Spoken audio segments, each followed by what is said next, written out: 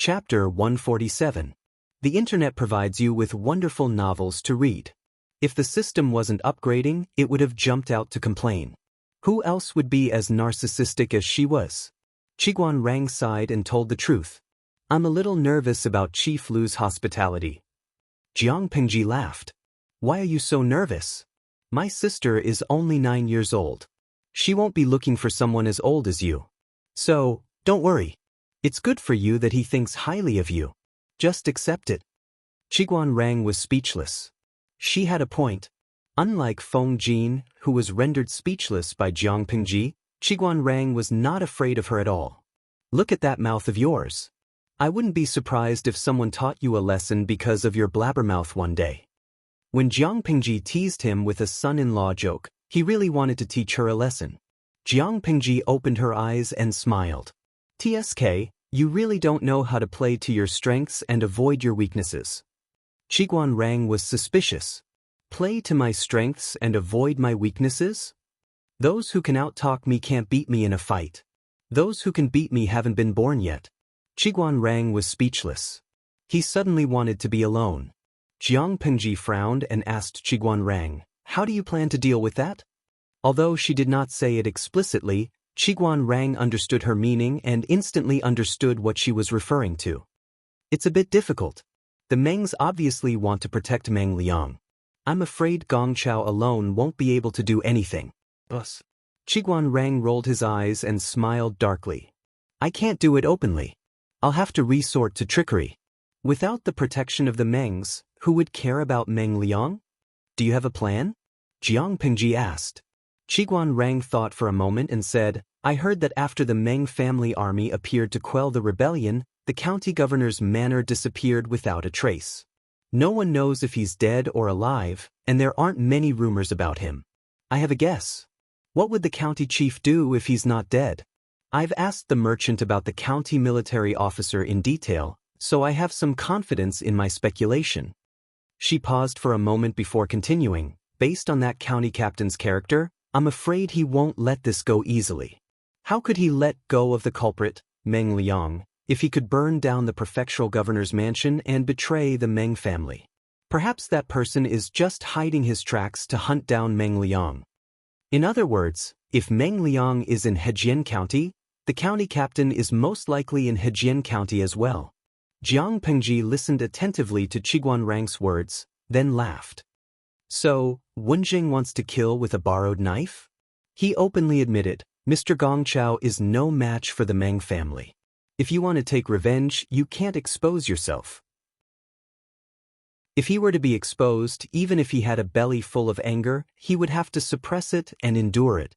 If Wei Yuan did not have the confidence to extricate himself from this matter, the Mengs would take revenge on him. By then, his family would be ruined and the price to pay would be too high.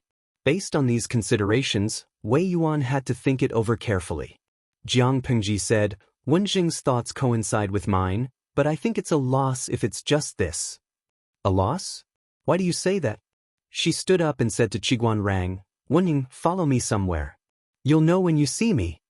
She thought they were going to the Lu's, but she had someone prepare a carriage and they drove out of the city. Jiang Pingji did not say a word along the way. Qiguan Rang saw it and closed his eyes, pretending to take a nap. The carriage steadily drove out of the city and toward the farm. The road was bumpy, but the shock absorption system of the carriage was pretty good, so the bumps were bearable. When the driver stopped the carriage and brought out the stool, Qiguan Rang finally lost his cool and asked, What does Lanting want me to see? You'll know in a moment. Come on time, come on time. Look over there. Jiang Pingji jumped out of the carriage willfully, but Qiguan Rang stepped on the stool in a polite manner. Looking in the direction that Jiang Pingji was pointing, he saw more than a dozen figures running out from the dense forest. The weather was cool, but they looked like they had just been fished out of a river. Their clothes were soaked with sweat and stuck to their skin, revealing the contours of their muscles.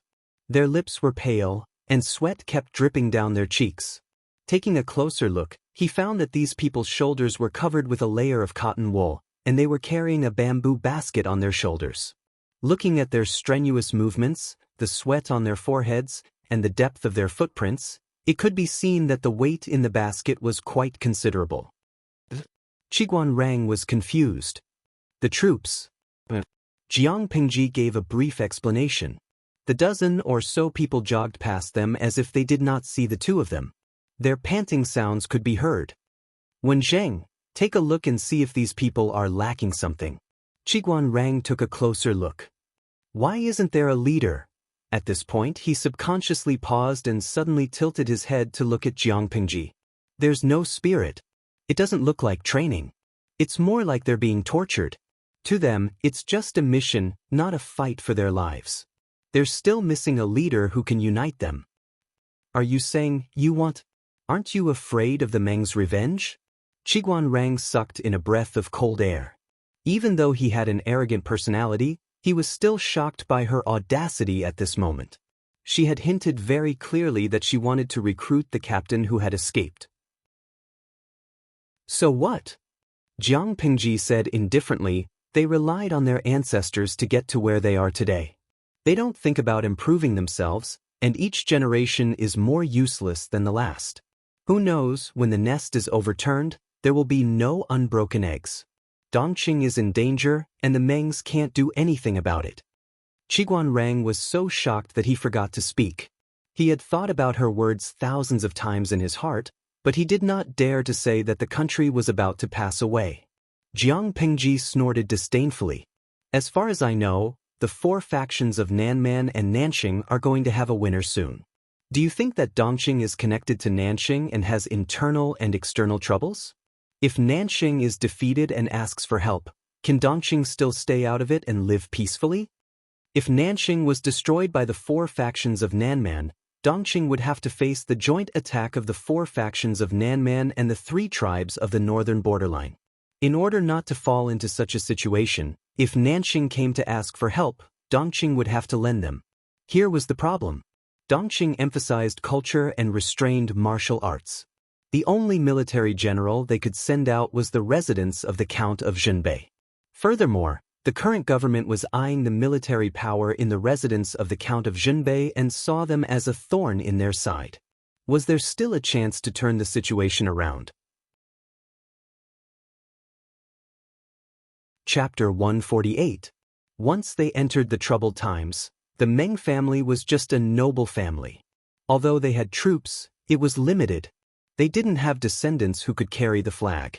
It was already difficult enough for them to survive in the troubled times with the little troops they had. How could they deal with the Meng family? You think too much. Qiguan Rang recovered from his initial shock and composed himself. He had already mentally prepared himself for the shocking news. What else is there? Tell me all at once. With your audacious personality, I don't think this is all you have. Jiang Pingji smiled shyly. Qiguan Rang felt a chill in his heart. He heard her say, "My accountant gave me an idea." What idea? Qiguan Rang asked again, and Jiang Pingji briefly explained Su Ke's plan. This is indeed a very bold idea, and it's feasible. However, what's troubling is where will the first batch of rice come from? Jiang Pingji suddenly smiled. I was just worrying about it when Meng Liang appeared. Wouldn't it be a pity if I didn't make use of him? Su Ke was stumped by Jiang Pingji. He didn't know what she was going to do next, but Qiguan Rang could see it clearly.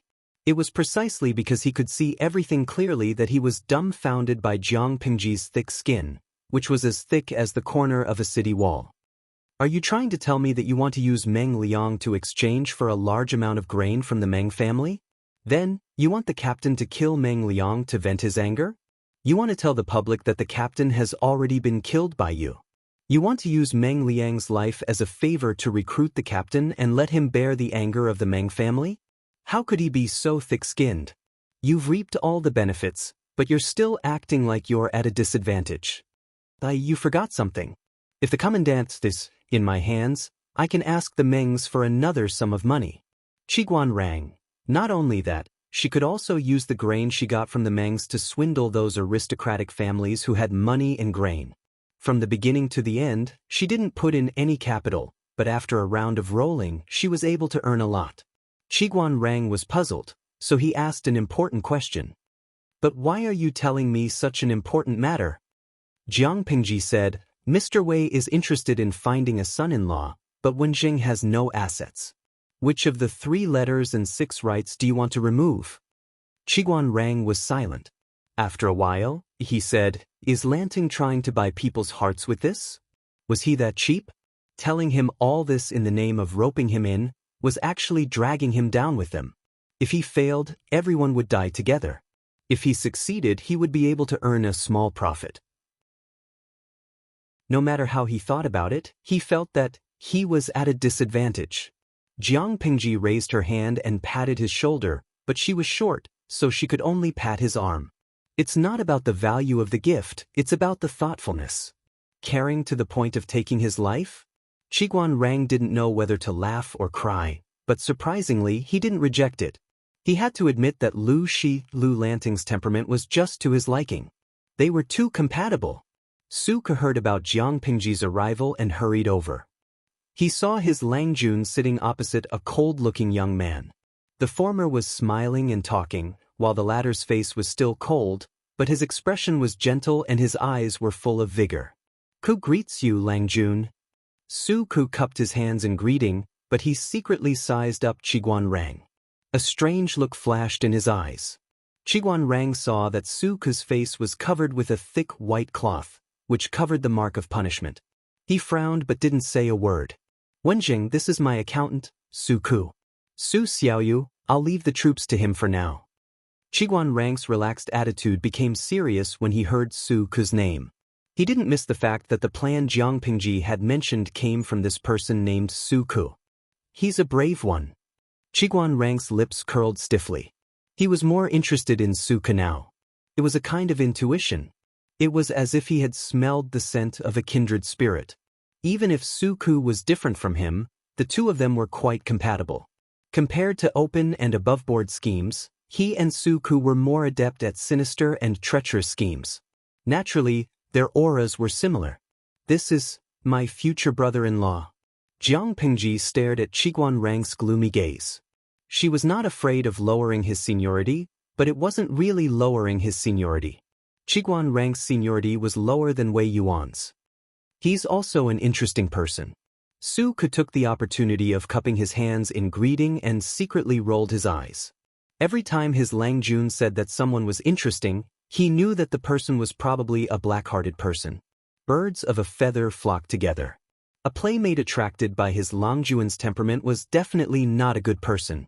Jiang Pingji did not avoid Qiguan Rang and asked Su Ke, Did those people come last night? Su Ke looked at Qiguan Rang cautiously, but the latter was calm. They came in the middle of the night. Jiang Pingji's smile brightened. Did they take everything? Su Ke nodded. Yes, they did. Qiguan Rang silently listened to the conversation between the black-hearted master and servant. He secretly broke into a cold sweat for the rumored kind-hearted and honest county chief. I'll go change my clothes first. Xiaoyu, please entertain Wenjing for me. Jiang Pingji got up and went to the farm master's room to change into a set of brown clothing that was easy to move around in. She was wearing layers of clothing that were complicated and gorgeous, but it still could not change the fact that the bottom part of her clothing was exposed. Without Jiang Pingji present, Qiguan Rang could openly size up Su Ke. He did not have the slightest bit of stage fright, and the two of them exchanged glances. Jiang Pingji, who moved swiftly and efficiently, changed her clothes into a brown one. Although it was popular to be gay these days, the two of them were looking at each other affectionately. As a companion, she was very nervous. Cough, cough, cough. The fake cough that could not be more fake broke the tense atmosphere between the two of them. It was the first time Qiguan Rang saw Jiang Pingji wear brown clothing. He could not help but raise his eyebrows. Why did you change into this? Although brown clothing was convenient to move around in, it was worn by commoners or poor families. An aristocratic family like Jiang Pingji wouldn't even touch it, let alone wear it. Moreover, according to the rules of etiquette, it was not in line with etiquette. If some old scholars saw it, they would probably criticize her for not understanding etiquette. Aren't clothes made for people to wear? As long as it's comfortable to wear, then it's a piece of clothing. It's also valuable.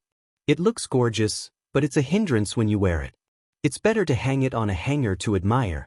Why do you make yourself uncomfortable? Jiang Pingji said indifferently, Zheng is not a stubborn person. Will you be angry because I'm wearing brown clothing? Chapter 149. When the child heard this voice, he subconsciously stopped sobbing and looked pitifully at the other person with his large, watery eyes. Then, with a loud wail, he turned around and crawled 2 steps towards his friends. Although these children were young, they were very vigilant. In today's world, there were many people who actively sold their children, and there were also many people who racked their brains to kidnap other people's children and sell them. There were only a few tenant farmers in the entire farm, and they were all familiar with each other. When they saw a strange man, and such an ugly one at that, how could they not be shocked? The children screamed and ran in all directions, attracting the attention of the adults who were doing farm work nearby. Nowadays, there were too many black-hearted traffickers who abducted and sold children. Women often gathered together to talk about family trivia. Most of the content was related to trivial matters like rice, oil, salt, soy sauce, vinegar, and tea. Most of the gossip was about which family's child was taken away by a wolf, or whose child was secretly stolen and sold by a trafficker because the adults were not paying attention, causing the family to be forcibly separated from the flesh and blood. In order to prevent such tragedies from happening in their own homes, the adults often told their children stories of children being kidnapped and sold by human traffickers, or stories of children being eaten by wolves. This was to raise the children's vigilance towards strangers, and also to prevent them from running around casually. Hearing the children's screams, 2 men who were doing farm work hurriedly ran over with a hoe on their shoulders. "Go away! What are you trying to do? Stay away from the children, or else I'll hammer you to death with a hoe." One of the tenant farmers threatened with the hoe in his hand, while the other protected the frightened children. The 2 of them stared at the black-faced man as if he was a human trafficker. "I'm telling you, this is a noble's farm. If you don't want to die, stay away." The black-faced man's clothes were a little shabby, and there were even some places where there were tears, revealing the bronze skin underneath. He didn't look like a good person, and with the children crying in fear, the 2 tenant farmers were naturally even more wary of the black-faced man. The black-faced man's cheeks blushed, and he waved his hands slightly, indicating that the 2 tenant farmers did not need to be so guarded against him. However, his face was too dark, and it was unknown what kind of coal cinders had stained it. It was impossible to tell if he was blushing or not. "I'm not a bad person. Brothers, you don't have to be like this, I'm just a passerby." "Don't be like this." He moved a little closer, but not only did the 2 tenant farmers not dispel their suspicions, they became even more vigilant. Not to mention anything else, this black-faced brawny man in front of them was extremely tall and sturdy. He was taller than them by a whole head, with a stocky back and a stocky waist. Even though he was wearing extremely shabby sackcloth clothes, it still couldn't change his oppressive aura. One of the tenants gave the other a look and said, "Since you're just passing by, then hurry up and leave." The black-faced brawny man rubbed his hands and said in a slightly uneasy tone, This, can I borrow some water to drink? I've been traveling for a few days, and my straw sandals are worn out. I haven't eaten much either. I don't know if the 2 of you can do me a favor." Only then did the 2 tenant farmers notice that the straw sandals on the burly man's feet had been worn out to the point that they had no soles.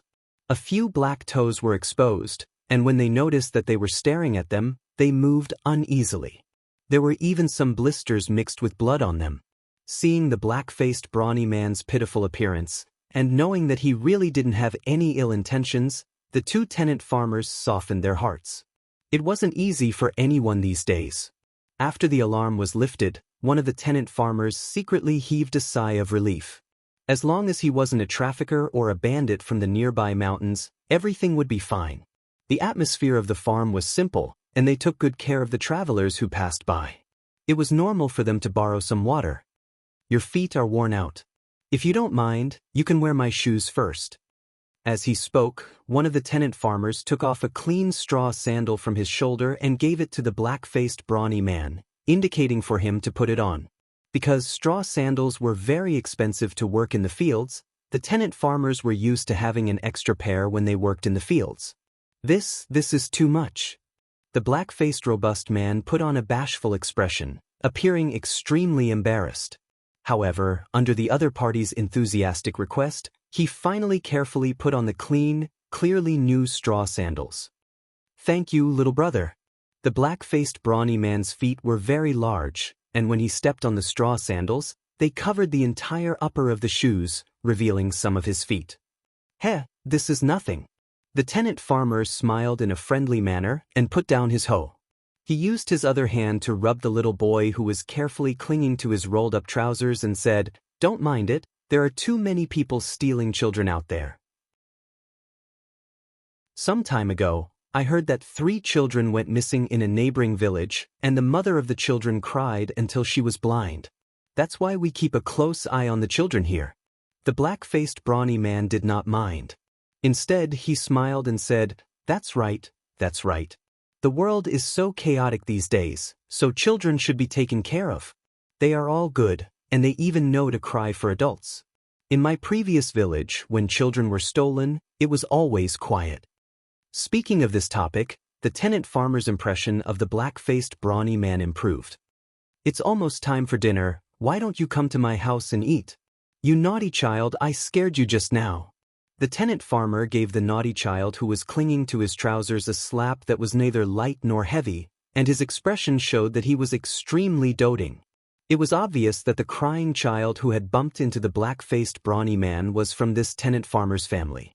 The tenant farmer carried the hoe on one hand and carried the naughty child with the other.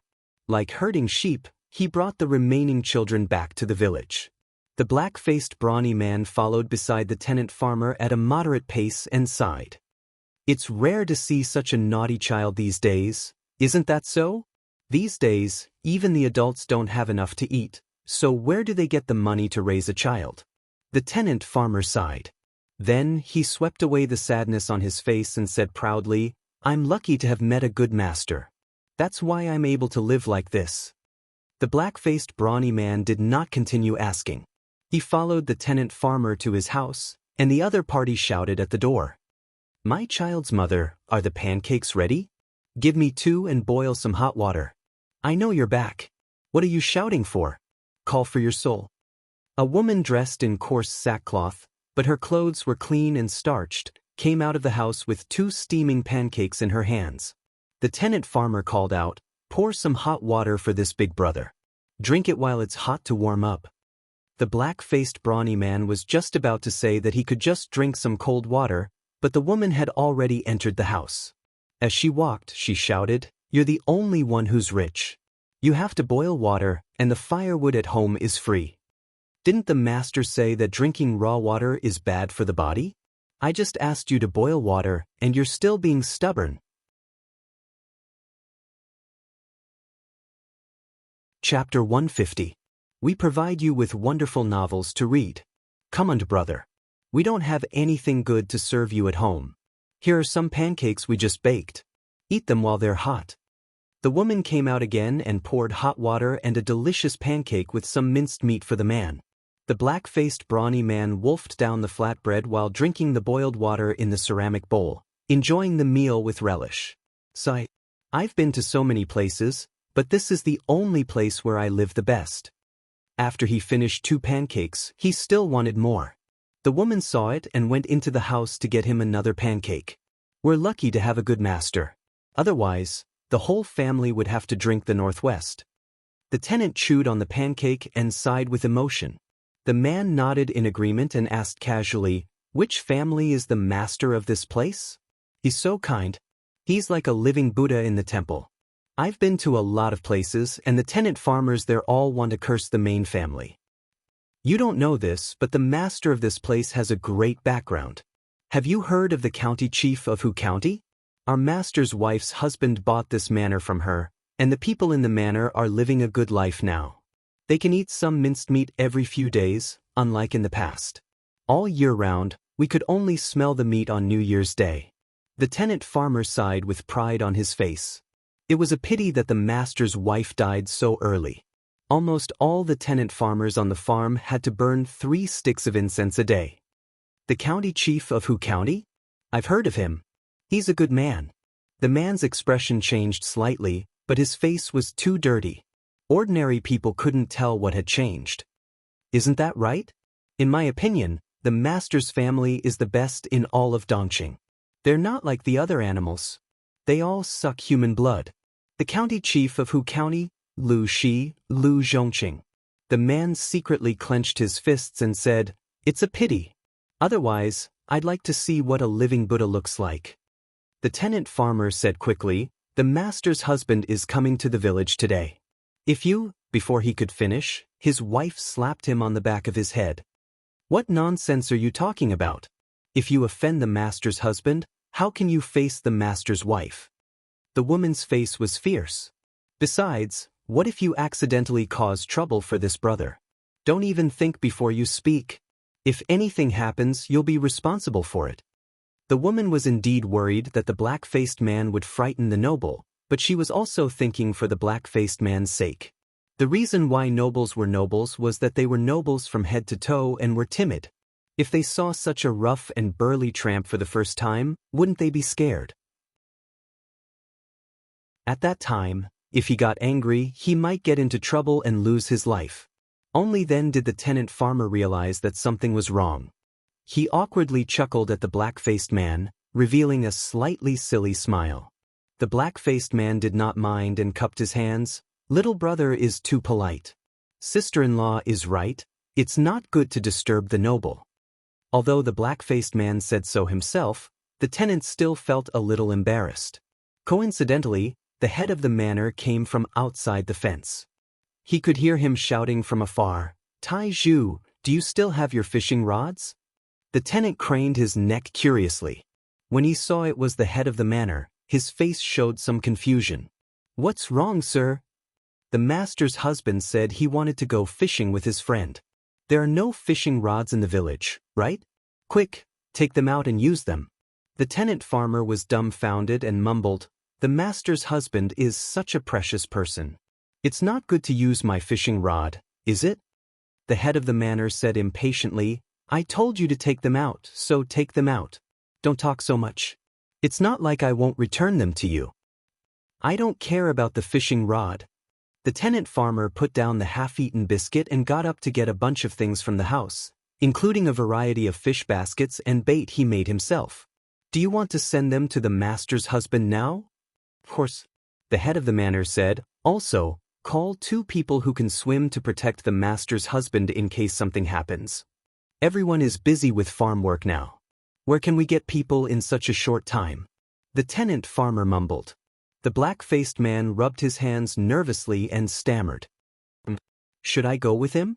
I know how to swim. I can hold my breath in the water." When the head of the manor heard this, he glanced at the black-faced man and then at the tenant farmer. He flatly denied, "No, it's scary. I've been walking in the mountains for a few days. I can wash my face and it's clean. It's not scary. Sir, he's just passing by. He's quite kind. He heard that the master's husband is nice and thinks he's a living Buddha. He wants to see him from afar. Look, everyone is busy with farm work now. I can't get people who can swim for a while. Why not let him go over and help me? I'll keep an eye on him. I won't let him scare the master's husband." The tenant farmer was a good person and backed up the black-faced man. The head of the manor thought about it. Time was indeed tight, so he simply nodded. However, he still ordered again, "Keep an eye on him. Don't scare the master. Get him a basin of water to wash his face. It's dirty." The black-faced man thanked him profusely. He tidied up his face and became much cleaner. His face actually looked quite handsome. "What kind of fish can we catch at this time of the year?" Jiang Pingji sat on the stool gloomily. She didn't know why Qiguan Rang and Su Ku were interested in fishing. The fish at this time of the year are just right. The meat is juicy, and the fish in Hejian County has a lot of bones. Fishing in spring is also very elegant. Su Ku smiled and thanked the tenant farmer for the fishing rod. The man was so shocked that he quickly waved his hand and said that it was fine. "You're a landlubber. Be careful not to get caught by the fish." Jiang Pengji moved the stool to another place. "Then you guys can continue fishing." "Lanting, aren't you coming to play?" Qiguan Rang asked. Jiang Pengji was too lazy to look up. She rested her chin on her hand and said with certainty, "I can't catch any fish. Then I won't play." Qiguan Rang was amused by her words. No matter how bad one's fishing skills were, there would always be a catch if one was patient. However, he did not know that Jiang Pengji was not being modest or lazy when she said that. The killing intent on her body was very faint, but fish were extremely sensitive creatures. They could sense things that ordinary people could not. It would be strange if Jiang Pengji could catch a fish. Jiang Pengji looked at the two people sitting on the stool, fishing with one fishing rod in each hand. She looked away. She had no interest in such a boring activity. She lifted her leg and kicked the fish basket beside her. She turned her head and saw a pair of eyes that had been observing her. "You don't look like a tenant on the farm," she said. The black-faced man's heart skipped a beat when he heard her question. It was as if he had been seen through. However, he still calmed himself down and smiled generously. "I'm not from the village. I heard from Taizhu that the Master's Langjun is a living bodhisattva, so I'm thick-skinned enough to come and take a look." Jiang Pengji asked again, "Now that you see me, do I look like a living Buddha in the temple?" Was she a living Buddha who could scare the nearby fish to Qiguan Rang's side with her aura? The black-faced man chose to remain silent.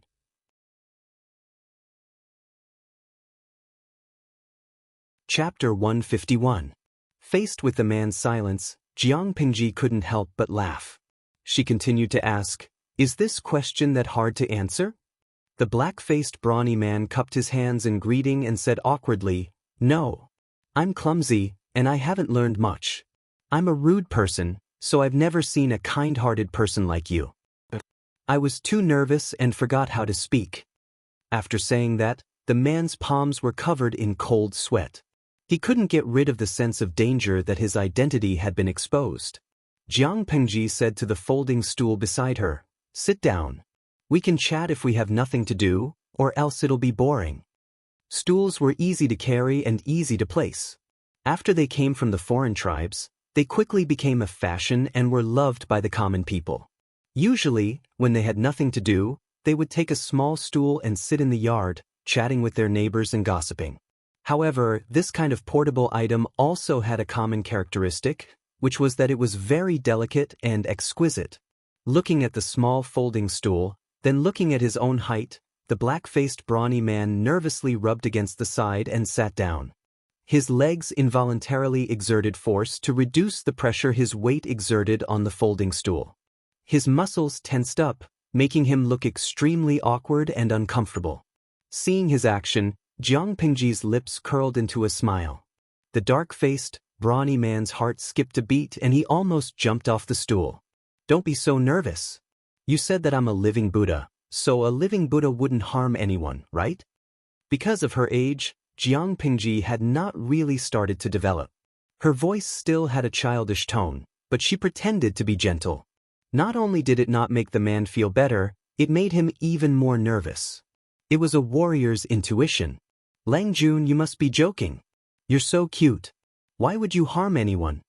The man was so nervous that he stuttered. His back was already covered in cold sweat. His forehead was also sweating, and his hands were shaking uncontrollably. "Not necessarily." Jiang Pengji picked up a pebble from the ground and threw it into the water skillfully. The pebble bounced 3 times on the surface of the water before falling into the water. "I heard from my father that there's an in-law in Meng County in Song Prefecture. Their child is really cute. He looks like a girl, and if he wears women's clothes, he'll be able to outshine everyone else. Have you heard of it?" The black-faced brute's heart skipped a beat. Not only did he have to suppress the flames of hatred burning in his heart, but he also had to control his expression to avoid giving himself away. He laughed dryly and said, "This lowly one is just a homeless refugee, who doesn't cover their nose and hide far away when they see me. I've already eaten 1 meal today, so how could I have the chance to hear about the matters of the nobles?" "So you haven't heard of him? That's a pity. I was going to say that you might be able to meet him someday." Jiang Pengji shook her head pitifully. Her last words made the black-faced brute clench his fists, and his thick lips moved uncontrollably. She seemed to be blind and did not notice the black-faced brute's abnormality. One of her hands was skipping the pebble in the water, and the other hand was supporting her chin on her knee. I originally thought that a man looks like a girl was just a rumor. No matter how beautiful a man looks, he's still a rough man. He can't be compared to a real girl. I didn't expect to see him in person 2 days ago, and he's even more beautiful than a fairy. The black-faced brute had mixed feelings. He was afraid that Jiang Pingji would see through his identity. He was ecstatic that he had found Meng Liang's whereabouts, but he was also furious. His hatred almost made him lose his mind. But in the end he regained his senses. They were in Hejian County, and since the person in front of him was Lu Shi's son, there was no way he could do anything to him. Meng Liang was hiding in the Lu's house, which was indeed a difficult task. If he acted rashly, he was afraid that he and his brothers would be killed. Because of his emotions, his voice was a little hoarse. He said with difficulty, "This lowly one is afraid. Afraid of what?" Jiang Pingji smiled and patted the man's left shoulder with the back of her hand. She said in a flirtatious tone, "You can come to see me, a living bodhisattva, out of curiosity. Why don't you have the curiosity to see a real fairy?" The black-faced brute was dumbfounded. The conversation between the two was very quiet. Qiguan Rang and Su Ku were fishing more than 20 meters away, so naturally, they could not hear what they were talking about. But Qiguan Rang was a smart man, and Su Ku was a reserve soldier who was about to evolve into a smart man.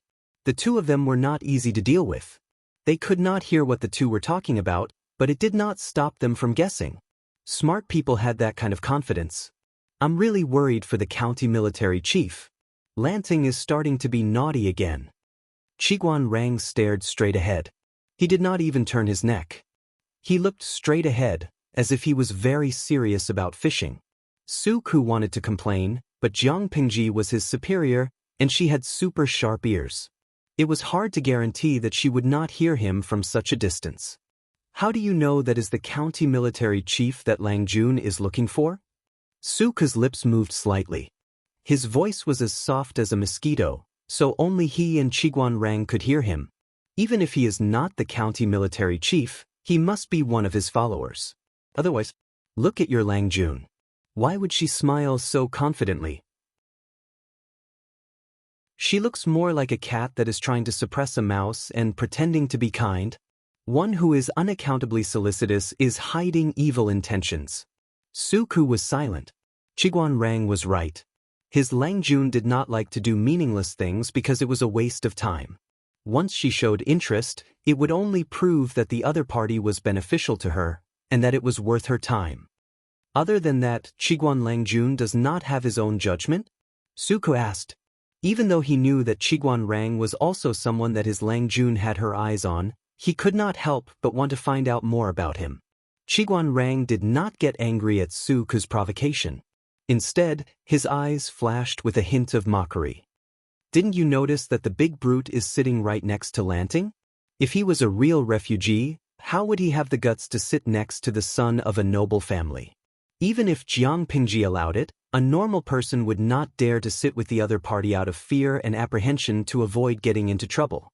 When Qiguan Rang mentioned his name, Su Ku suddenly realized something. His hand that was holding the fishing rod stopped. The fish that was about to take the bait was startled and swam away. After a while, Su Ku hung the bait on the hook again and continued to talk in a low voice. "Qiguan Langjuan's eyesight is indeed admirable. I now understand why Lang Jun likes you so much." Qiguan Rang pursed his thin lips and said, "I think that Lanting has already guessed the other party's identity when they first met." "Huh."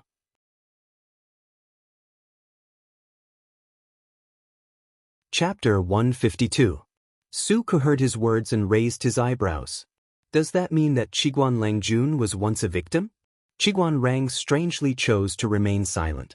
He was indeed a victim, but he still did not know how Su Ku knew so much just by meeting him. However, Qiguan Rang vaguely knew something after witnessing this person trick the county commandant.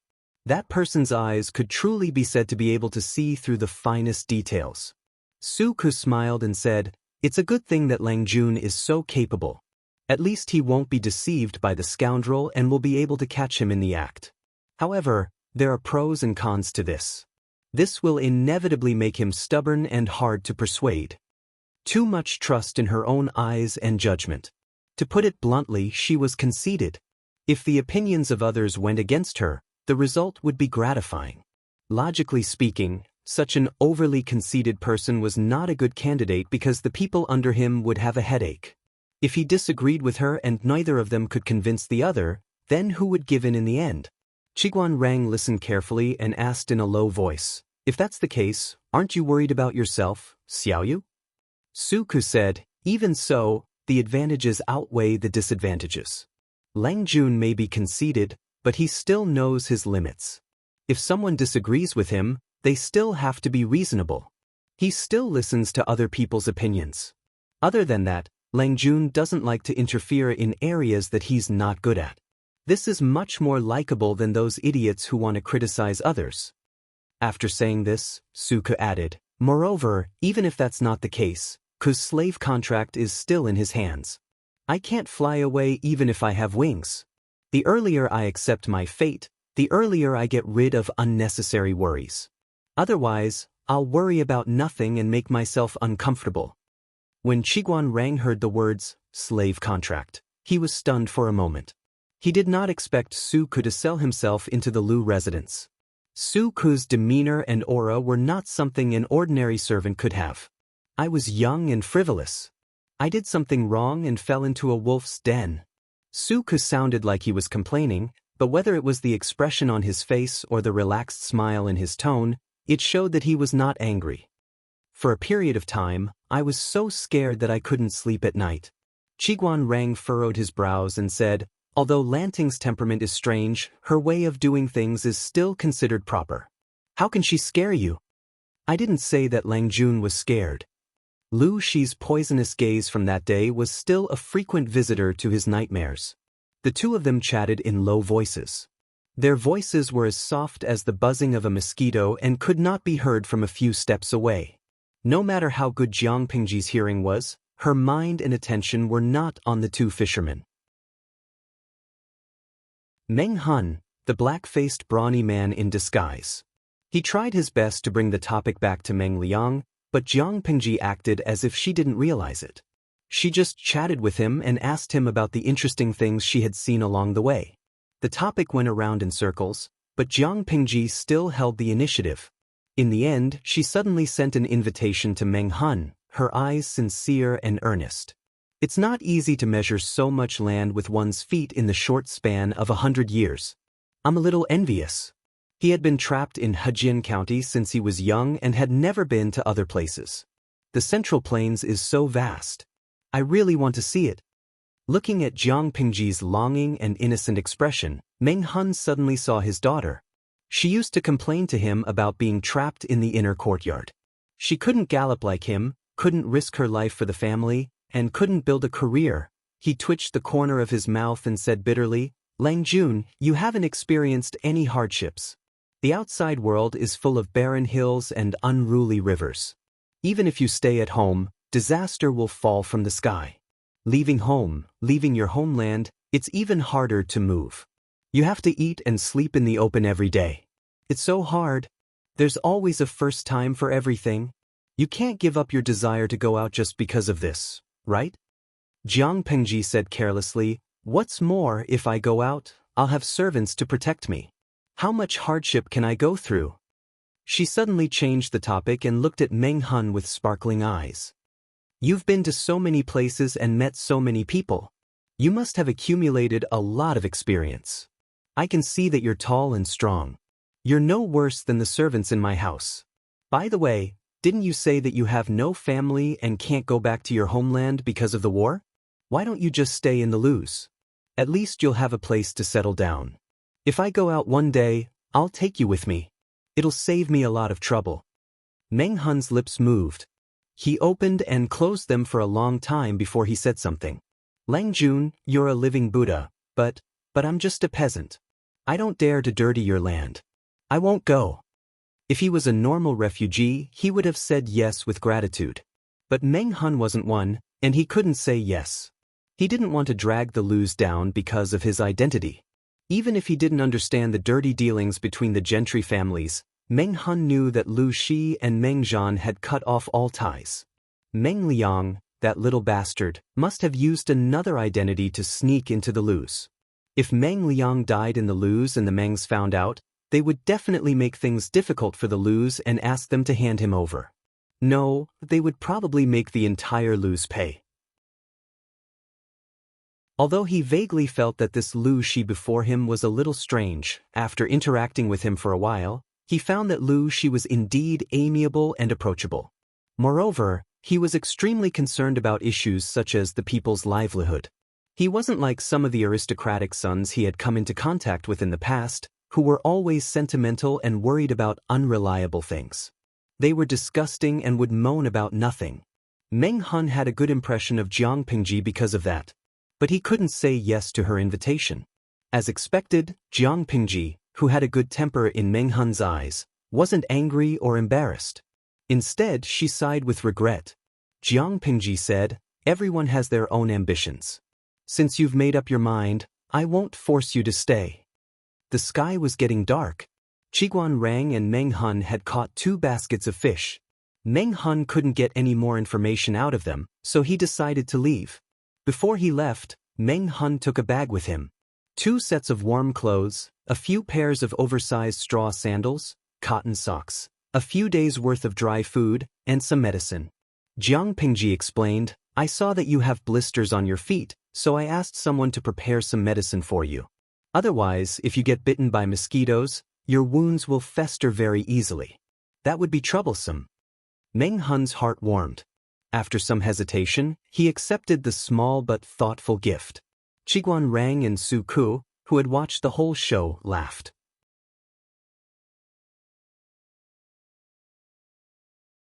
Chapter 153. Lang Jun, do you need someone to keep an eye on him? Su Ku asked in a low voice after Meng Hun was out of sight. There's no need for that. He'll come back anyway.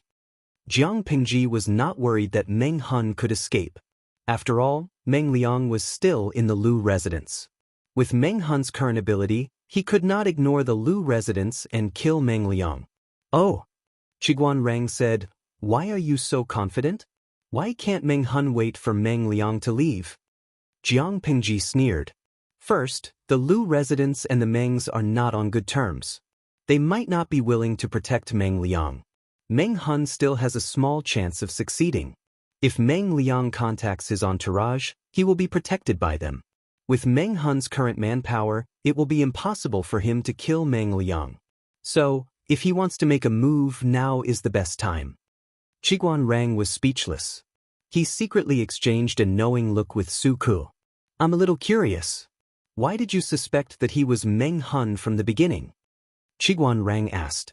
Jiang Pingji heard the question and looked at Qiguan Rang. "Isn't it obvious? I didn't suspect that he was Meng Hun. I was sure that he was from the beginning. Even if he deliberately disguised himself, his technique was clumsy and there were flaws everywhere." Qiguan Rang cupped his hands and asked, "Flaws? I wonder if Lanting can clear my doubts? I don't know if any of you have noticed, but the area between his thumb and index finger, that is, there are obvious calluses. That's the mark left behind by playing with weapons like swords, spears, swords, and halberds for a long period of time. He has the waist of a bear and the back of a tiger, and the muscles on his upper arms are knotted. His clothes are old and tattered. He looks like he's down and out. But because of that, his wounds are exposed. There are a lot of deep wounds. From the wounds, we can roughly determine what weapon caused them." After Jiang Pingji finished, she added, "From this, we can determine the occupation of the other party. Other than that, although this person's toes have bloody blisters from walking, the marks are very fresh. They should have been made recently. The calluses on her feet are old and thin, which means that she once had a hard time. However, it didn't last very long. After that, the boots she wore were all soft and comfortable. Her living conditions improved a lot. Although there are calluses, they aren't thick. Not only that, he is literate. There are traces of painstaking practice on his right hand. If one started to practice calligraphy from childhood, even the most inattentive and crafty students would have their knuckles slightly deformed. The degree of deformity varied from person to person. However, although this person's fingers show signs of calligraphy practice, the knuckles are not deformed. This means that this person has been practicing calligraphy for about 19 or 20 years, and his body skeleton is more or less fixed. Jiang Pingji analyzed as she held out her right hand for them to see. Qiguan Rang and Su Ku were both dumbfounded. They could not help but stretch out their hands. There was indeed a little mark on their knuckles.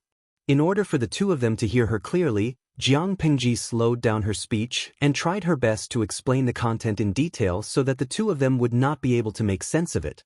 But even so, after listening to her analysis and the final conclusion, they were even more dumbfounded. Su Ku's eyes were filled with shock. He asked after a long time, "Lang Jun, you said you knew the identity of the other party as soon as they met. Does this mean that you have already thought so much when you first saw him?" He swallowed nervously. If that was the case, wouldn't it be a little too scary? Something like that? Jiang Pingji shrugged nonchalantly. She had stood out among so many genetic warriors. How could she not have some concrete evidence?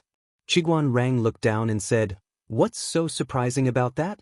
I have also heard that Master Yuanjing of Langjia is proficient in the art of Qimenduanjia and is also proficient in physiognomy. Not only can he tell the origin of the person as soon as he sees him, but he can even predict what happened before and after. It's amazing." As soon as Su Ku heard that, a lot of rumors about the demon Yuanjing of Langjia floated into his mind. When he put the two of them together, he suddenly felt that compared to him, his Lang Jun seemed to be in the category of a normal human being. He had not become a demon or a demon. Jiang Pingji secretly glanced at Qiguan Rang with a hint of warning and sharpness in her eyes. She still remembered that in her previous life, she had retired from the first echelon of genetic warriors and entered the military to serve as a normal soldier. Her ability was gradually known by the people around her. She had long gotten used to the strange looks and the fear and alienation of the people around her. Su Ku was not a big deal. Did she need Qiguan Rang's help to ease the atmosphere?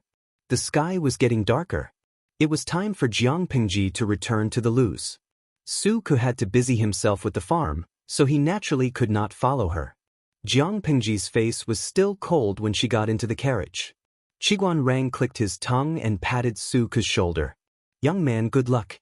Su Ku was confused. What the hell was with Qiguan Rang's pitiful expression? Jiang Pingji felt that the carriage was already moving. She said coldly, "Next time, you don't have to be a busybody." Qiguan Rang shook his head disapprovingly and said meaningfully, "Lanting, that's not right." "What's wrong?" Jiang Pingji's mood was slightly bad when she thought of some unpleasant memories. "Lanting, do you know what it means to be a ruler?" Jiang Pingji squinted her eyes and looked at him with a complicated expression. "Continue." Qiguan Rang continued, "You can't be stubborn and refuse to listen to others. It's important to open up a wide range of opinions. You can't lose yourself. Otherwise, if your subordinates have different opinions, how will the ruler make a choice? You can't be too close to your subjects to avoid messing up the hierarchy. You can't disobey orders and prohibitions. But you can't be too distant and lose the people's trust. In my opinion, ruling a country and ruling a family have the same effect." After saying that, Qiguan Rang asked, "If Xiaoyu is really afraid of you, will Lanting let him be?" Jiang Pingji was silent. Lu Shi's words appeared in her mind. "Lanting, you have to learn how to be a ruler. Your eyes can see so many things. This is something that others don't have, and it's also your unique advantage. You should make people respect you, not just fear you. It's a difference of one word, but it's a world of difference." Qiguan Rang didn't care how much Jiang Pingji would listen to him.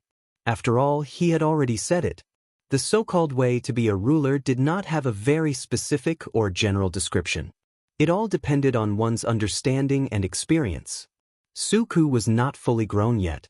His words and actions were inevitably not comprehensive, which made Lanting feel apprehensive. Lanting had a stubborn temperament. She did not care why Su Ku had such a reaction, nor would she take the initiative to point it out. It was fine if it happened once or twice, but if it went on, it was hard to guarantee that it would not leave a hidden crack between them.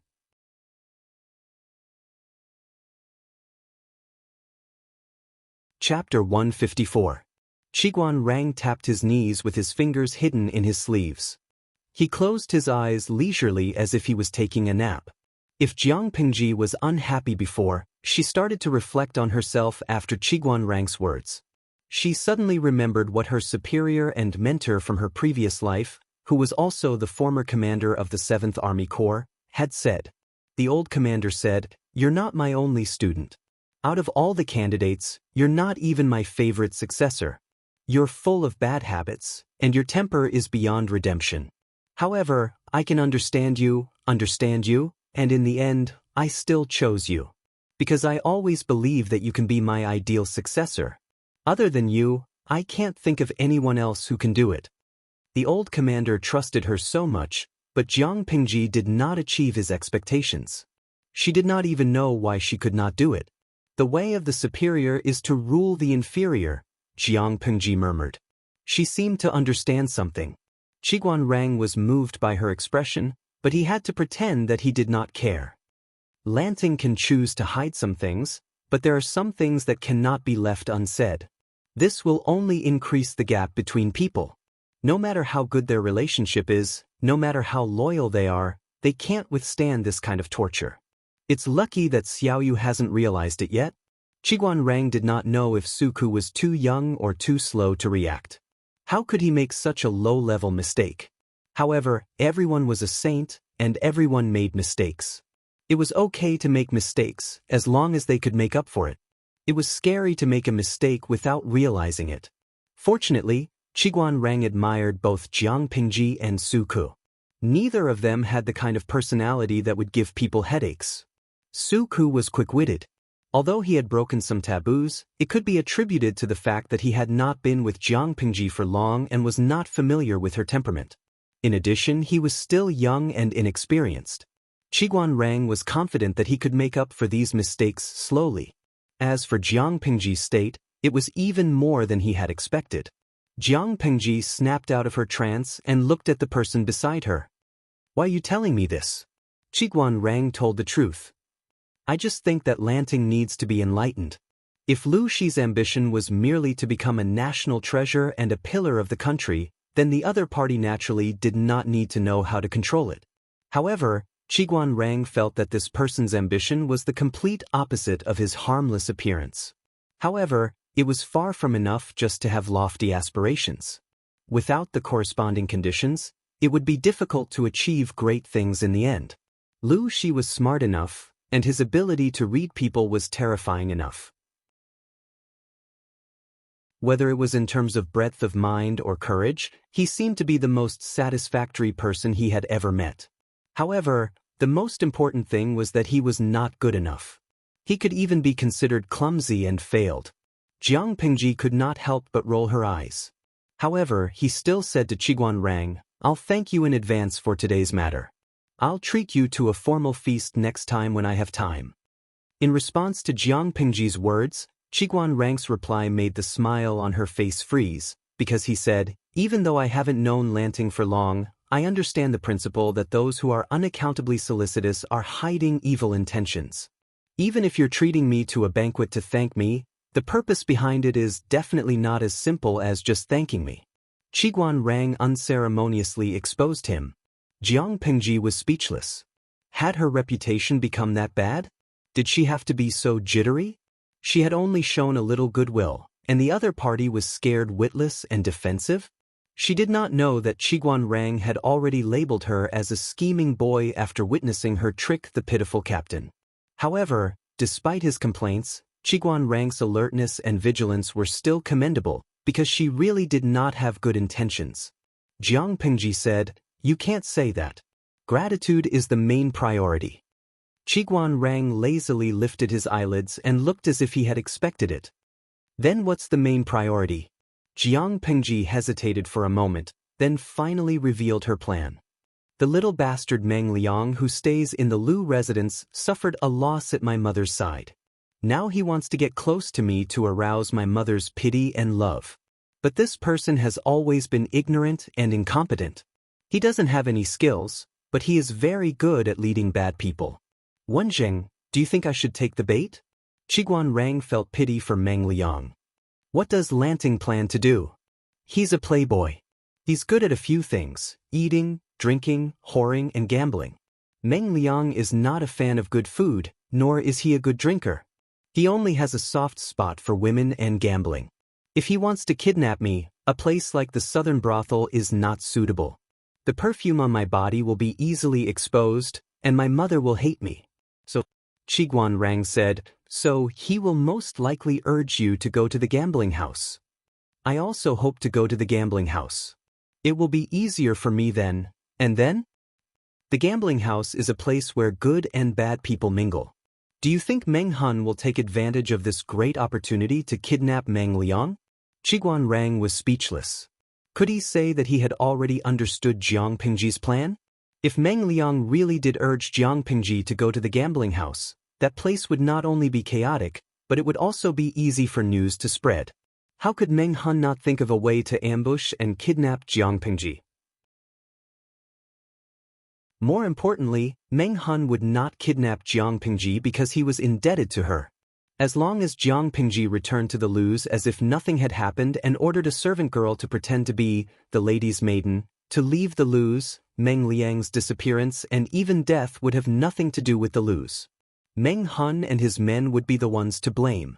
Then she would contact Meng Hun in secret under other names. She would explain the benefits involved and force Meng Liang to write a letter asking for the grain. When the grain was in her hands, Jiang Pingji would kill Meng Hun and his men in the name of cleaning up the bandits. Their identities would be hidden. On the surface, she would be the one avenging Meng Liang. How could the Mengs not show any gratitude to their benefactor? If they cleaned up the loose ends, the Mengs would only find out that Meng Liang was captured and killed by Meng Hun. The Lus would never get involved. What an affectionate and righteous woman. She wiped out the bandits, maintained the peace, and avenged the Mengs, the Lus, for their son's death. Her generosity was admirable. Not only that, Meng Hun and his men would be grateful to Jiang Pingji for taking them in when they were in danger. It was all a trap. He had seen shameless people, but he had never seen someone who treated shamelessness as a virtue.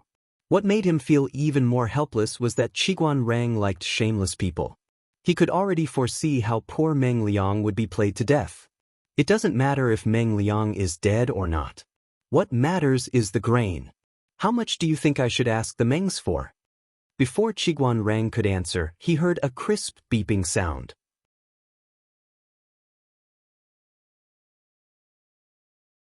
Chapter 155. The system's cheerful voice traveled into her ears. Oh, did the host miss me? Jiang Pingji said mercilessly, no. Without you, I don't know how peaceful my ears would be. After the system's upgrade, it seemed to have become more humane and thick-skinned. It wasn't like before, when it would whine when it was choked. After the upgrade, the system understood that it was its host, and they couldn't be separated. No matter how much Jiang Pingji disliked it, she needed it. As an omnipotent system, it could fulfill all of its host's ambitions and wishes. Jiang Pingji dealt with Qiguan Rang while she asked the system, you said you needed 12 hours to upgrade, but why do I feel like you've been upgrading for almost 24 hours? I thought I'd have to stream today as usual. The system said evasively, the estimation of the upgrade time was wrong, so it took more time than expected.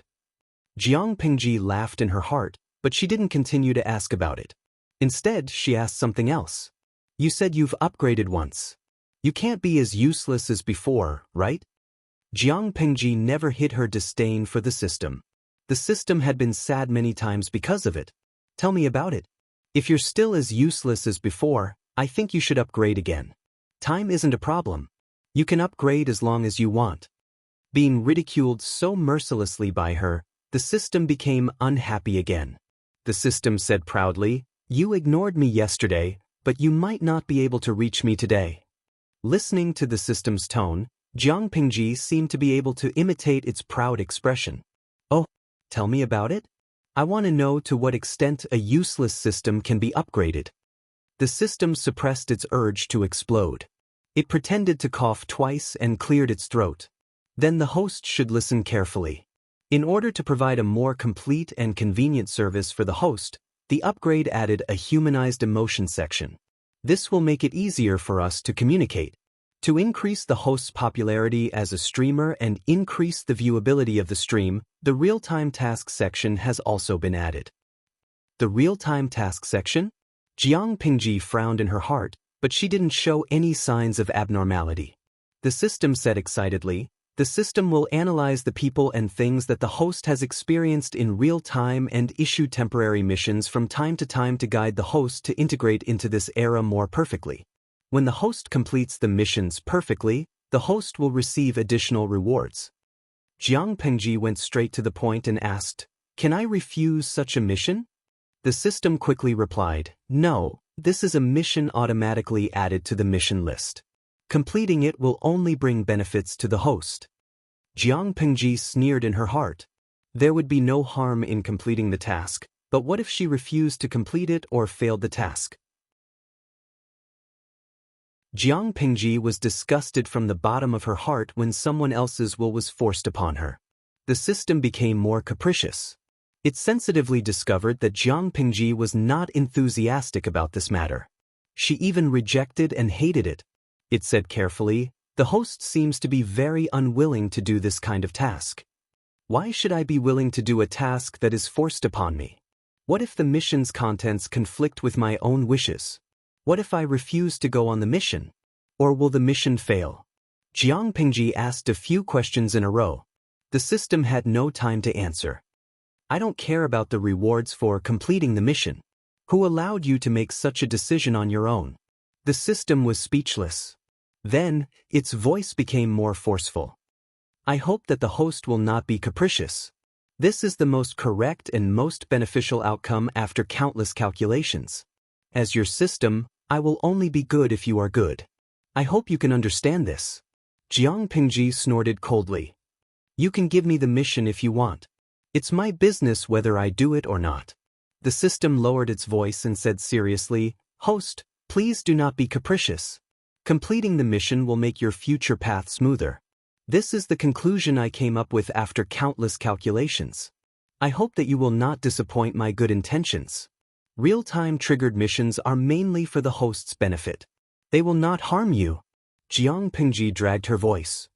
The system was silent for a while and said earnestly, "If the host insists on being capricious, you will regret it. You must know that benefits and risks coexist. There will be generous rewards for completing the mission. If you fail the mission or don't do it, you will have to bear the consequences of failing the mission." Jiang Pingji's thin lips curved. She lowered her eyes to hide the faint killing intent brewing in them. The system's words caused her to rebel. She said it angrily. "I'll bear the consequences. Do you think that I, Jiang Pingji, will be threatened?" It was useless for the system to be anxious. Jiang Pingji had completely developed a rebellious mentality. The more it looked forward to it, the more she was unwilling to do it. In the end, the system could only say angrily, "My good intentions have been turned against me. Host, you will suffer greatly if you do this." It thought that Jiang Pingji would be wild with joy, so the system took the liberty of downloading and upgrading the real-time triggered mission section to help the host reach the peak of her life. It remembered that many systems did the same thing. The host's eyes went wide when she saw the mission reward. The host, on the other hand, was basically a donkey. She had a stubborn temper, but her reaction was so intense and determined. Jiang Pingji only replied with one sentence. "I'm tired today. I don't feel like streaming for now. Be quiet if there's nothing else." "I have a headache." The system wanted to use both carrot and stick on her to force her to submit? Haha, the system did not seem to realize Jiang Pingji's true temperament. Even her former teacher would not be able to do that, let alone a system of unknown origin, purpose, and behavior. Qiguan Rang noticed that Jiang Pingji's face was a little pale. "Are you not feeling well?" Jiang Pingji answered weakly without opening her eyes. "The ride is too bumpy. I have a headache." She did have a headache. After the system upgrade, it was more annoying than she had expected. Was the ride very bumpy? Qiguan Rang was stunned. Could he say that compared to Master Chow's carriage, the Lu residence's carriage was much more stable? The two of them were silent the whole way until the carriage stopped in front of the Lu's. It was already past dinner time. Lu Shi and Wei Yuan were chatting happily.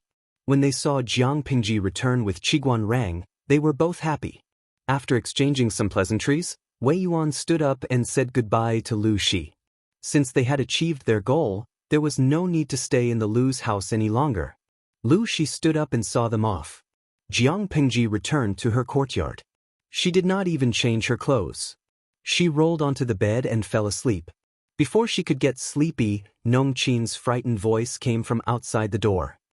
Lang Jun, the guest from the outer court is here to see you.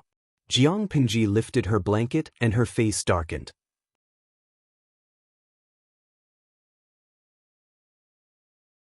Chapter 156. As Qiguan Rang left with Wei Yuan asked him urgently, "Wenjing, what do you think of Lanting?" Qiguan Rang tilted his head to look at Wei Yuan. He wondered what Lu Shi had said to Wei Yuan. Why did he suddenly ask such a question? In my opinion, this child is extraordinary. As Qiguan Rang spoke, he observed Wei Yuan's face, which seemed to be deep in thought. In times of peace, he would be a powerful minister and an important asset to the country. In times of chaos, he would at least be a lord. Wei Yuan's expression froze, as if he was still struggling with something. After a long time, he let out a long sigh. I just tested Lu Zhongqing. I'm afraid the current situation. Wei Yuan was not Jiang Pingji. He could not say things like directly saying that the country was about to perish. The aristocratic families have their own agendas. They are playing with the power of the court. The princes are not doing anything. The battle between Nanxing and the four factions of Nanman is not optimistic. It is already showing signs of decline. Sigh. Although Wei Yuan's surname was Wei, his family was not prominent. He could only be considered wealthy among the poor. Seeing the declining situation, his heart ached, but he could not do anything about it. Among the 5 countries in the Central Plains, who did not insist that they were the legitimate rulers. Since the division of the Xia kingdom, everyone knew that there would be a war between the 5 countries, who did not covet the other 4 countries. However, since the founding of Dongqing, they had always valued culture and restrained military power. Due to the frequent harassment from the 3 tribes of the northern borderline, the people at the border were poor. The soldiers did not have the opportunity to rest and recuperate. They were like old horses that had traveled long distances with empty stomachs. They were now exhausted. Not to mention, the aristocratic families controlled the court. There were also many vermin of the country who exploited the people, causing great resentment among the people. Even Lu Shi was barely able to protect himself in Hu County. The other aristocratic families hadn't tried to divide Hu County because Lu Shi's methods of governing Hu County were too bloody. His attitude was very domineering, as if he would rather die in glory than live in dishonor. Wei Yuan knew Lu Shi. Although he was a bit evil, he was a peaceful person. He could not stand open strife and veiled strife. He was forced to do this because he had no other choice. Wei Yuan sighed. If Nanxing could defeat the 4 factions of Nanman, we would have a chance to breathe, but it was better to be a dog in prosperity than a man in chaos. If they could live a peaceful life, no one would want to live every day with blades, spears, swords, and halberds, for fear that one day they would lose their lives. Qiguan Rang was not as emotional as Wei Yuan. He said calmly, Master Gongqiao, you must know that the world is divided after a long period of union, and united after a long period of union. Now that the 5 countries are not giving way, chaos is only a matter of time. It's all the same whether it's earlier or later. Wei Yuan's expression was one of helplessness. Although that was what he said, he still found it hard to accept. After all, the current situation was not only inevitable, but also human greed. Those high and mighty aristocratic families didn't care. Regardless of whether it was a chaotic era or a prosperous era, it wouldn't affect their wealth at all. It was just that the common people were pitiful. It was difficult for them to leave their homeland, but once the flames of war spread, they could only leave their homes. He, Wei Yuan, was just a teacher with no background. No matter how anxious he was, he could only watch helplessly. There was nothing he could do. Qiguan Rang continued, Mr. Gong Chao just asked Rang how lanting was. Is County Chief Lu's intention? Wei Yuan scowled. Watch your words. How can you say something like that? I'm just going to wait and see. Regardless of whether it was true or not, being on good terms with Lu, she was beneficial to them. Qiguan Rang was silent. Even though Wei Yuan didn't give him a specific answer, he knew very well that regardless of whether Lu Shi had the intention to cause trouble or not, his son was someone who wanted to see the world in chaos. He wasn't someone who was willing to be under someone else's command. The carriage was silent. Wei Yuan and Qiguan Rang returned to their residences with their own thoughts. On the other side, Jiang Pingji's patience had reached its limit. She stared coldly at Meng Liang, who was still acting recklessly. She had seen people who wanted to die, but she had never seen someone who wanted to die at such a good time. Meng Liang was still dressed in women's clothing. He looked shy, but the condescending look in his eyes betrayed his true feelings. Jiang Pingji's impatience had reached its peak. She could have slapped him in the face the next second. The system was enough to annoy her. She wanted to be alone, but she didn't expect an even more disgusting *T stirrer to come at her. Why are you looking for me? You and I are men and women. Even though I'm still young, being in the same room will still attract criticism. Jiang Pingji's tone was very stiff, with a hint of impatience. Meng Liang had been spoiled since he was a child. Others had always been the ones to look up to him. When had he ever had the chance to observe others? He didn't realize how bad Jiang Pingji's mood was. Even if Meng Liang was there to build a relationship, Jiang Pingji should have taken the initiative to flatter him. Does Cousin Lanting not like me? Other than the first time I came to the Lu residence, I haven't seen you at all. Jiang Pingji took a deep breath. Cousin, you're almost 15 years old. Men and women should be different. Why would I look for you for no reason? What a boring blockhead. Meng Liang secretly spat and said, even so, it's not a bad thing for cousins to be a little closer to each other. Plus, I'm here alone with a few servants to visit my aunt. I'm not familiar with the place and the people. It's boring. If that's the case, why do you want to see me? Jiang Pingji couldn't be bothered to feign civility. She went straight to the point. She was not in a good mood at the moment. Since someone had come to get into the muzzle, if she did not vent her anger, wouldn't she be even more sullen? Meng Liang's cheeks were red. He asked quietly, does Lanting know any fun places here? Jiang Pingji clicked her tongue in her heart. What fun places could there be in this ancient era that was so backward? But she still said indecently, there are fun places, but you're a woman. It's not convenient for you to go. She had made it so clear. Meng Liang was an experienced player. How could he not understand what she was talking about? If it was any other time, he would have just teased her and asked her to go for a walk. But he was a woman now. It was not appropriate for him to be too enthusiastic. It was also not convenient for him to go to such places. Thus, he pretended to be coquettish. Cousin, do you hate me that much? How could you say such inappropriate things? Hypocrite. Jiang Pingji snorted in her heart. She suppressed the surging disgust in her heart. Seeing that Jiang Pingji didn't reply, Meng Liang was slightly unhappy. He had such a beautiful face, but someone didn't take the bait.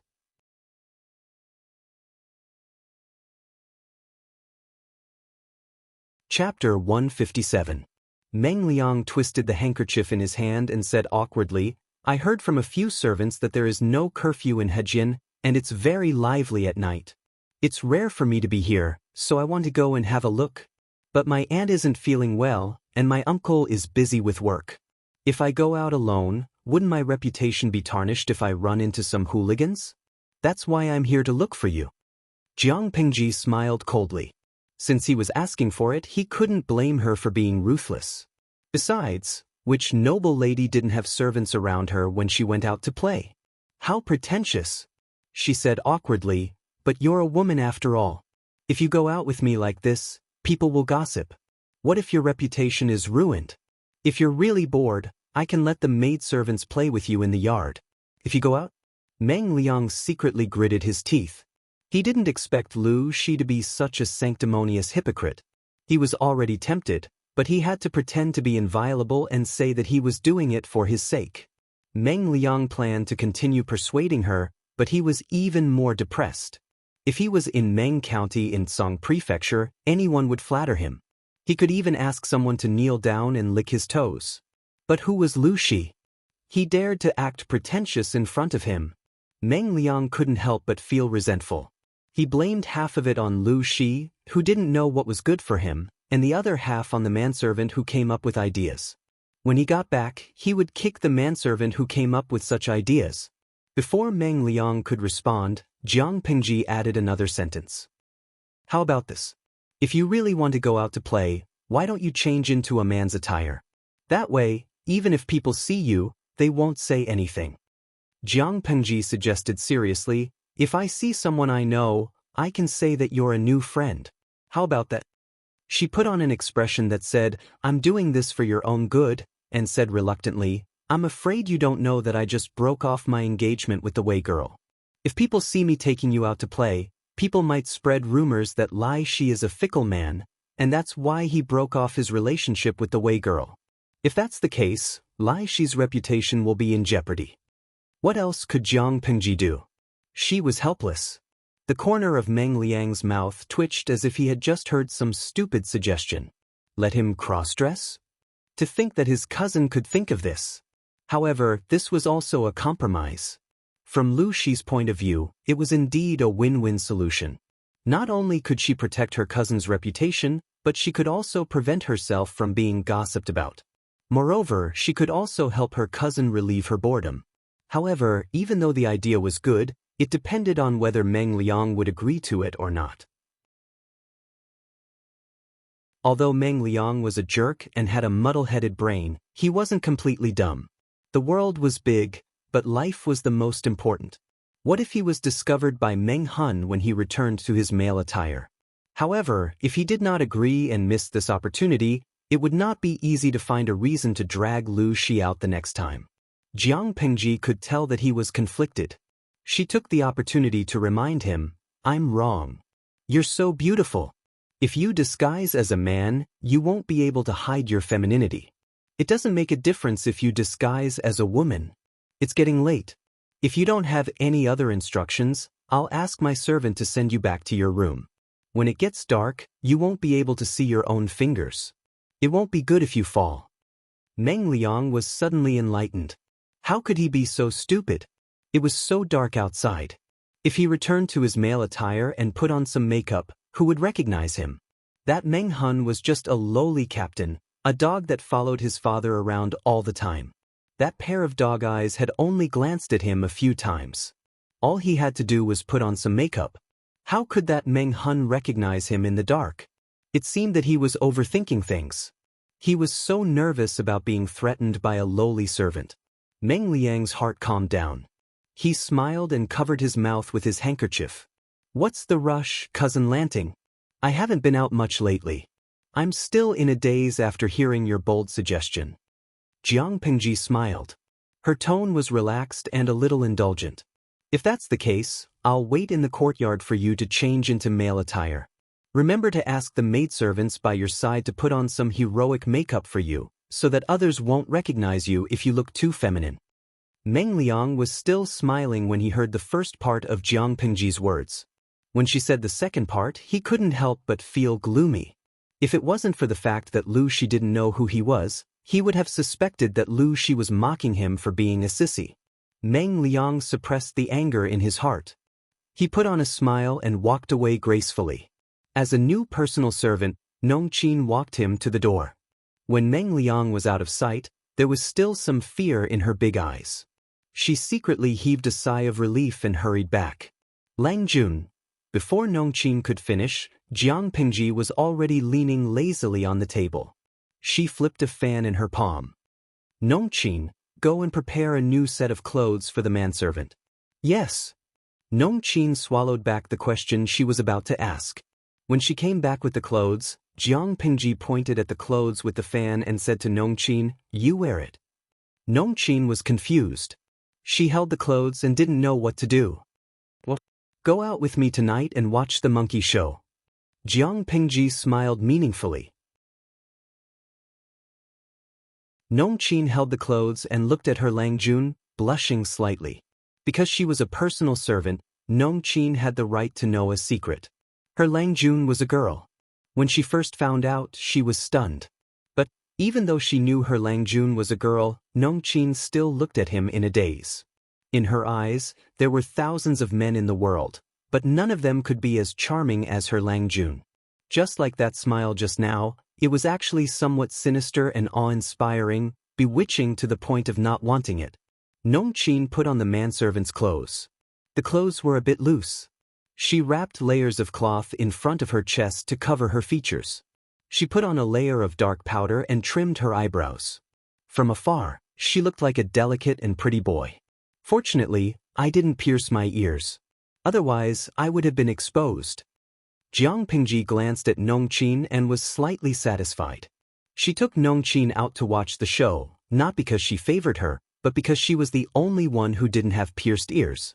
She wanted to take Suku out, but he was still in the farm, so she didn't want to. Nongqin was stunned when she saw Jiang Pingji was about to go out empty-handed. Langjun, please wait. I'll go prepare some silver. How could she go shopping without money? She snorted. Prepare what? Someone will pay for it. If everything goes well tonight, I might be able to save a betrothal gift for you. Nongqin was confused again.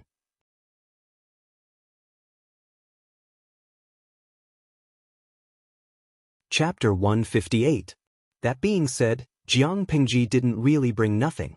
At least she brought 10 taels of silver. For an ordinary family, it was a luxury to bring 10 taels of silver with them. They had to be careful of pickpockets. Jiang Pingji felt that it was enough. But for Meng Liang, who was used to being extravagant, 10 taels of silver was not enough for him.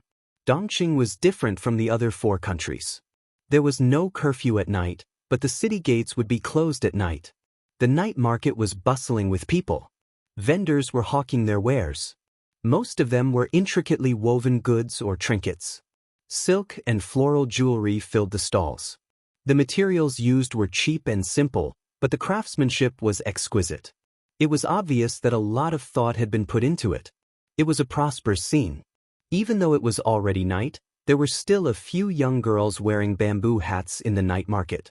Their faces could not be seen, but their slender and graceful backs were enough to make some people lose their ability to walk. Jiang Pingji secretly glanced at them and teased, "Cousin, you're more manly than she." He saw 2 young ladies with graceful figures, their eyes almost glued to the other party's body. No matter how beautiful they are, how can they compare to your beauty? Meng Liang was enjoying the show, so it was not hard to imagine how unhappy he was to be interrupted. Although he had always been proud of his looks, there were always people who said he was a woman. It was a way of mocking him for not being a man. Now that Jiang Pingji had emphasized this point, if it wasn't for the fact that he wasn't in Meng County, he would have slapped her. Do you know how to speak? However, Meng Liang was still rational. He did not put his thoughts into action. Instead, he clenched his fists and put on a fake smile. Lanting, you should call me cousin when we're outside. Otherwise, what would happen if someone hurt us? What's more, everyone loves beauty. Seeing a beautiful young lady, why can't you let your cousin take a good look? Jiang Pingji replied with an "oh," but she sneered in her heart. Calling him cousin? TSK, he really doesn't want to die fast enough. She turned her face away with slight disgust, but she called him cousin sweetly. Meng Liang was happy to hear that. Jiang Pingji stopped in front of a stall and asked the vendor, "How much are these silk flowers?" She picked up the pair of ball-shaped silk flowers that she had taken a fancy to. They were made of rabbit fur and dyed bright colors. They looked very pretty. There were also many ball-shaped silk flowers of different colors hanging on the stall. The materials used were not exquisite, but they were novel. Cousin Lanting, are you kidding me? How can a man like these things? Meng Liang took the opportunity to retaliate. Jiang Pingji said casually, I think they look good. I'll buy a few pairs for the maids in the yard. Girls love beauty. Rouge, face powder, silk ornaments, clothes, hair. No amount of money is enough. Nongqin, try this. The color is just right. Nongqin blushed and took it. She could still feel the warmth of the man on the ball-shaped silk flower. Thank you, Langjun. I forgot. It's not suitable for you to wear it in your current state. Let's go back and try it on. Nongqin, who was about to put it on, suddenly froze and blushed. She seemed to have forgotten that she was dressed as a manservant. Why would she try on silk flowers? Meng Liang, who was standing to the side, clicked his tongue and said, Cousin Lanting, are these cheap gifts for girls? It's not like a personal maid is anything else. If she wears gold and silver, what will she look like? Jiang Pingji picked a few pairs that she felt were of good workmanship. She also bought a few rouge boxes and some fresh-colored lip gloss to protect her lips and not be eye-catching. Moreover, girls at this age are already the most beautiful. Why would they need those old-fashioned and expensive accessories? They would forcefully suppress their aura. Jiang Pingji picked out a lot of miscellaneous items and prepared a set for each of her maids. She didn't give more or less for anyone. She could be patient and buy these small, cheap gifts, but Meng Liang was not in the mood. She wanted to take a roundabout way to lure Lu Shi into the gambling house.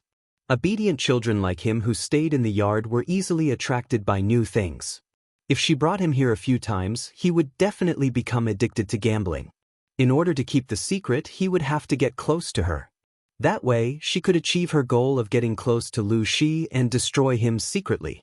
TSK, he wanted to see how big Lu Shi's family business was for his ignorant son to squander it.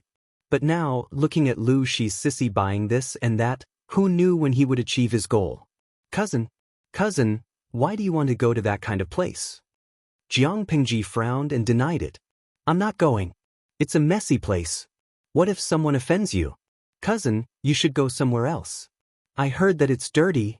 Jiang Pingji's naive words made Meng Liang laugh in his heart. Cousin Lanting, why are you so nervous? In the past, I heard from the servants that many nobles like to go there as well. Since everyone likes to go, it shouldn't be as bad as you say. I'm just curious and want to see it. Cousin, please allow me. I'm not nervous. I'm just worried that a rough person will offend you. If something happens, how will I explain it to my mother? Jiang Pingji rejected him with righteous words and put on an attitude that said there was no room for negotiation. But was Meng Liang the kind of person who would give up so easily? In the end, Jiang Pingji couldn't handle Meng Liang's aggression. She reluctantly said that she would bring him there to have a look and that he would come out after seeing it. Nongqin was anxious, but she could not say anything to stop him. She could not say that Meng Liang was up to no good. With such anxiety in her heart, Nongqin watched her Langjun enter a gambling house.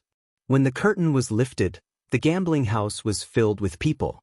Many shirtless men were standing on long benches and shouting around a table. Big, big, big, big, big, big. Small, small. They must be small. Nongqin couldn't help but tremble when she heard all the similar noises.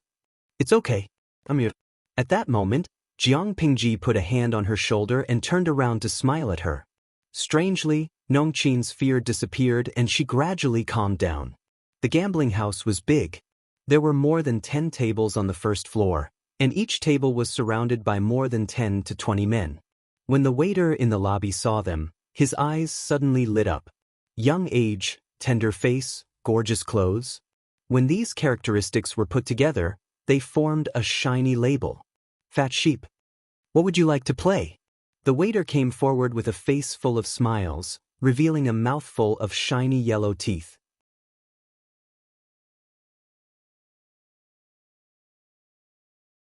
Chapter 159. The waiter chuckled and said, "There are many fun things to do here. If you are interested, I can tell you about them." Then tell me about them. I'm listening. Meng Liang said that, but deep down he was feeling proud of himself. Hey, listen up. Single and even dice flips, 4 directions treasure stalls, big and small pig nests, chicken fights, duck fights, quail fights. As if he was reciting the names of dishes, he recited more than a dozen different games without taking a breath, and even shouted at the end. I'm not playing. Jiang Pingji interrupted him and turned to leave. The waiter was dumbfounded. The voice of the name list stopped abruptly. He didn't even have the time to stop her. But since she was already at the gambling house, how could Meng Liang let her leave without playing? Cousin Lanting, since you're already here, why don't you play a few rounds before you leave? Besides, there's nothing fun outside. Meng Liang's face was full of smiles. He placed his hand on Jiang Pingji's shoulder and coaxed her to go back. Jiang Pingji frowned impatiently and said righteously, "Cousin, you said that you're just here to take a look. Why are you playing now? Gamblers don't have connections. This doesn't sound good. Cousin, don't be too curious." Meng Liang rolled his eyes. She was good at preaching, but she was just a fool who didn't know how to have fun. He let go of her shoulder and pouted. "Cousin Lanting, you want to leave, but I don't want to." Meng Liang decided to play the blame game. He was sure that Jiang Pingji wouldn't dare to leave a weak girl like him in a gambling house. In the end, Jiang Pingji had to stay, which made Meng Liang feel a sense of accomplishment. Although the waiter wanted to take advantage of a fat sheep, he was not blind. He quietly waited for them to come to a conclusion. Although he looked sincere on the surface, he had already begun to roll his eyes in his heart. What kind of place was a gambling house? It was a place that could make people rich, but it could also make them bankrupt. It was a place where they could sell their children and become a pimp. Even the god of fortune would be skinned alive if he came, let alone 3 naive kids who had never seen the world. There was a saying that went, "The one who enters is the boss, and the one who loses is the boss." The waiter only needed to coax the 3 of them in, and someone would suck them dry. Meng Liang curiously approached one of the tables. "What are they playing?" Those gamblers had just finished a round and were so excited that their brains were heating up. Those who had won were so excited that they were sweating profusely, while those who had lost looked like they were unlucky. There were even some who had lost too badly and were now in a daze, looking as if they had suffered a great blow and could no longer live. The waiter said, "This table is playing big or small. There are 3 dice in the dice cup, and after you shake them, you can choose big or small." The rules were simple and straightforward. Even people who had never played before could learn it quickly. Jiang Pingji glanced coldly at the gambling cup in the dealer's hand. At that moment, the lid of the gambling cup was not closed. She could see the 3 dusty dice. She raised her eyebrows and smiled. "Isn't it simple to bet on big or small?" The waiter smiled. "It is indeed simple and easy to earn. Otherwise, there wouldn't be so many people playing." Many gamblers thought that a 50% chance of winning was too much. That was why they took the first step, and then they were cheated. Of the 3 dice, 4 to 10 were small, and 11 to 17 were big. If the dice were 3 or 18, which meant that all 3 dice were 1 or 6, then the banker would take it all. Betting on big or small would lose, and the odds were 1 to 1. How dare they play such a childish game in front of her? "Cousin Lanting, what do you choose?" Seeing that a new round of bets was about to begin, the dealer had already finished shaking the dice and was about to place his bet. Jiang Pingji pretended to be righteous and refused to play, but Meng Liang was very confident in his charm. He acted coquettishly and succeeded in making Lanting's cousin take the first step. One of them chose big, while the other chose small. The results were delightful. The tail Jiang Pingji had left behind was taken by Meng Liang. "You've played. Can you leave now, cousin?" Jiang Pingji said unhappily. "What do you mean you've played? One tail is one tail. Cousin Lanting, are you really willing to let your money fall into someone else's pocket? If you don't want to play, I'll play. Cousin Lanting isn't short of money. Money can't buy my happiness. As long as I have fun, I don't care about anything else." Meng Liang refused to leave. He played another 2 rounds and won both rounds. Many gamblers were cheering. Jiang Pingji looked cold, but deep down she was tempted. Meng Liang immediately fanned the flames. "It's boring to stand around. Why don't you play with your cousin for a while?" Jiang Pingji used Meng Liang as an excuse. But was she playing along with him, or did she want to play? Meng Liang's eyes saw through the truth. Compared to Meng Liang's winning streak, Jiang Pingji was unlucky. She lost 5 times in a row and lost 5 taels of silver. Nong Qin watched anxiously. What kind of people were there in the gambling house? You were the boss when you were rich, but you were worse off than your grandson when you lost money. "Don't worry. My luck has always been good. Jiang Pingji played with the last tael of silver and smiled meaningfully. Others would win or lose based on luck, but Jiang Pingji purely depended on her willingness to win. Meng Liang saw that Jiang Pingji was starting to get into the groove. He smiled to himself and took his winnings to another table. Do you still want to play, Lang Jun? The dealer asked. Of course. Jiang Pingji threw the last tael of silver to small. Open. Jiang Pingji, who had lost 5 rounds in a row, suddenly won. Her bet was small. The odds were 1-to-1. Now she had 2 taels of silver in her hands. She placed the 2 taels on the small table. The dealer smiled. You still want to bet small? Because of the 8 rounds of small, many people placed their bets on big.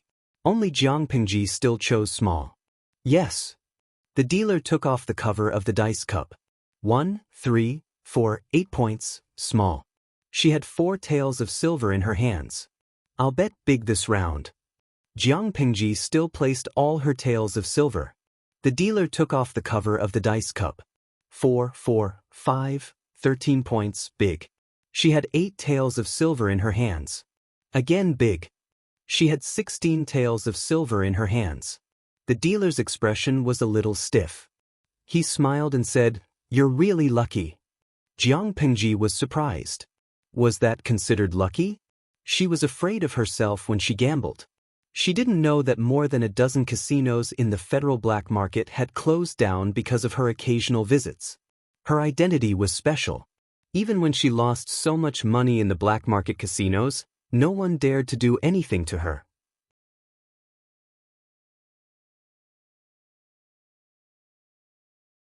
Chapter 160. From losing to winning, Jiang Pingji quickly won 256 taels of silver. Nongqin's eyes were wide open as she watched her win. How long had it been? She went from 1 tael to 256 taels. The dealer's palms were sweating. He secretly wiped his sweat and pretended to be calm. 256 taels of silver was a huge sum of money for a small or medium-sized casino. Do you still want to bet this round? Jiang Pingji looked down and said, I wanted to pick the small one, but I won't bet for this round. Nongqin was confused. Her Lang Jun wanted to pick the small one. Why didn't he bet? The gamblers didn't have the same idea. They all bet on the small one with the intention of making a profit. However, Jiang Pingji knew very well that the dealer would take all in this round. Big or small was not allowed. Sure enough, it was a rare 3 sixes, a leopard. Although the dealer took all in, the dealer couldn't laugh because Jiang Pingji still won the next 2 rounds. It meant that Jiang Pingji only lost 5 taels, but she won 10-24 taels in the end. The dealer couldn't sit still anymore. He felt uncomfortable as if there were countless needles poking him under his butt. He found an excuse to say that he was going to the gambling house, but in fact he went to the 2nd floor to look for the boss. According to Jiang Pingji's previous rules, the gambling house would be finished if she won another 2 or 3 rounds. The profits of the next few years would be gone. In a place like a gambling house, there were all kinds of shady methods. Otherwise, how could people lose all their money and eventually sell their children, and even use their wives to pay off the debt, letting them sell themselves to the brothel to pay off the debt? They made money from blackmail. What seemed like a fair game was actually a shady business. In the simplest form of gambling on size, every die was specially made. The seemingly ordinary die had a weight bias, and the dealer relied on his skillful technique and keen sense of touch to greatly control the sum of the number of dice that came out of each round. Gambling dens of a larger scale could even change the number of dice at 0 after the gamblers placed their bets, turning big into small. That was why there were so many losers and so few winners, even though the odds of winning were 50-50. Even if someone won, they would quickly lose back. These were the tricks of the gambling house. If they encountered a fat sheep, they would usually let the fat sheep earn a few rounds. Then, when the other party's bets got bigger and bigger, they would slightly turn the tables. The banker and the gamblers would say something like, "Victory or defeat depends on luck. If you're unlucky this time, you'll definitely turn around the next time." This would stimulate the fat sheep's nerves and make them continue to increase their bets by a huge amount. The casino owner couldn't sit still when he heard that. The boss asked him, "Didn't you do anything?" The dealer had an aggrieved look on his face. "I did, but that kid was so slippery. It was as if he already knew that I was going to attack, and he always managed to avoid me. I can't possibly use leopard in every round, right? If I do that, the others will also notice that something is wrong." The boss was also burning with anxiety. He was the one who owned the gambling house. Jiang Pingji's earning money was like digging meat out of him. If it really doesn't work, then let him win. When the time comes. The boss made a chopping motion with his hand. What kind of rotten things had they not done in this line of work? Blocking someone's money was like killing their parents. Jiang Pingji had earned so much money from him that her hatred had escalated to the level of killing her parents. The dealer was shocked. He was quite tempted, but he added with some difficulty, "I'm afraid that won't work. I'm afraid that won't work." Judging from the attire of those brats, they don't seem to be from an ordinary family. In Hejin County, gentry families were as numerous as the hairs on a cow. If they were not ordinary people, they could be the sons of gentry families if they were dressed differently. How could they afford to offend a small gambling house? The boss was so angry that he stomped his feet. "Then what do you think we should do?" The dealer thought for a while and suddenly had an idea. He said, "I remember now. That kid has an accomplice who is also playing at the other table. Although he's not bad, he doesn't have that evil winning streak. Should we kill the other one?" Jiang Pingji was evil, but the other older boy was very ordinary. They could use him as an example. However much the evil brat won here, they could make the ordinary one lose the same amount, or even more. This idea seemed to be very good. The boss and the dealer looked at each other, and they both saw the satisfaction in each other's eyes. That was a brilliant idea. Jiang Pingji looked at the dealer coldly. She closed her eyes slightly, knowing that the big fish had taken the bait. How dare they scheme against her? She would definitely let them know what it meant to lose everything in one's pants. "Let's continue," Jiang Pingji said leisurely with a slight smile on her face. That look made the dealer's heart tremble. He almost dropped the dice cup with his hand that was shaking the dice. It was not because Jiang Pingji's smile was beautiful, but because of his sharp intuition from living in the marketplace. He felt threatened. The group of gamblers was excited to watch the show.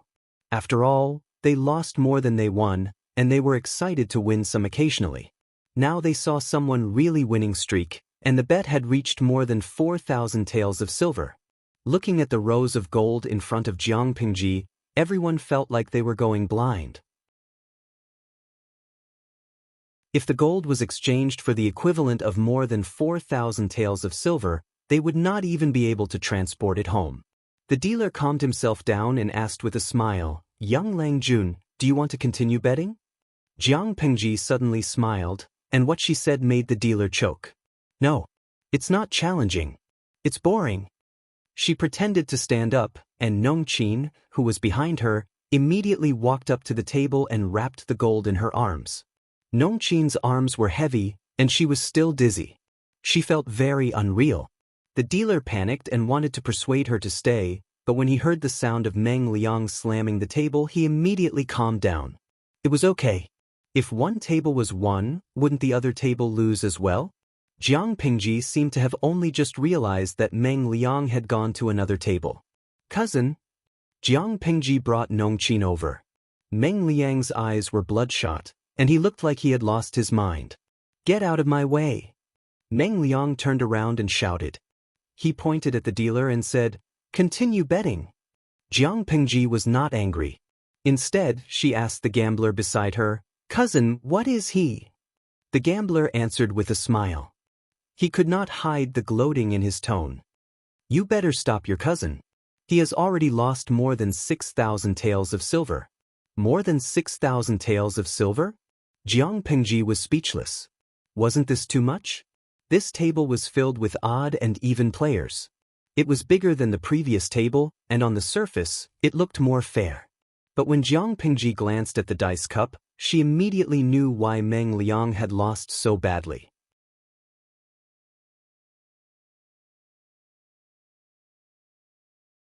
Chapter 161. Jiang Pengji stopped talking after being yelled at.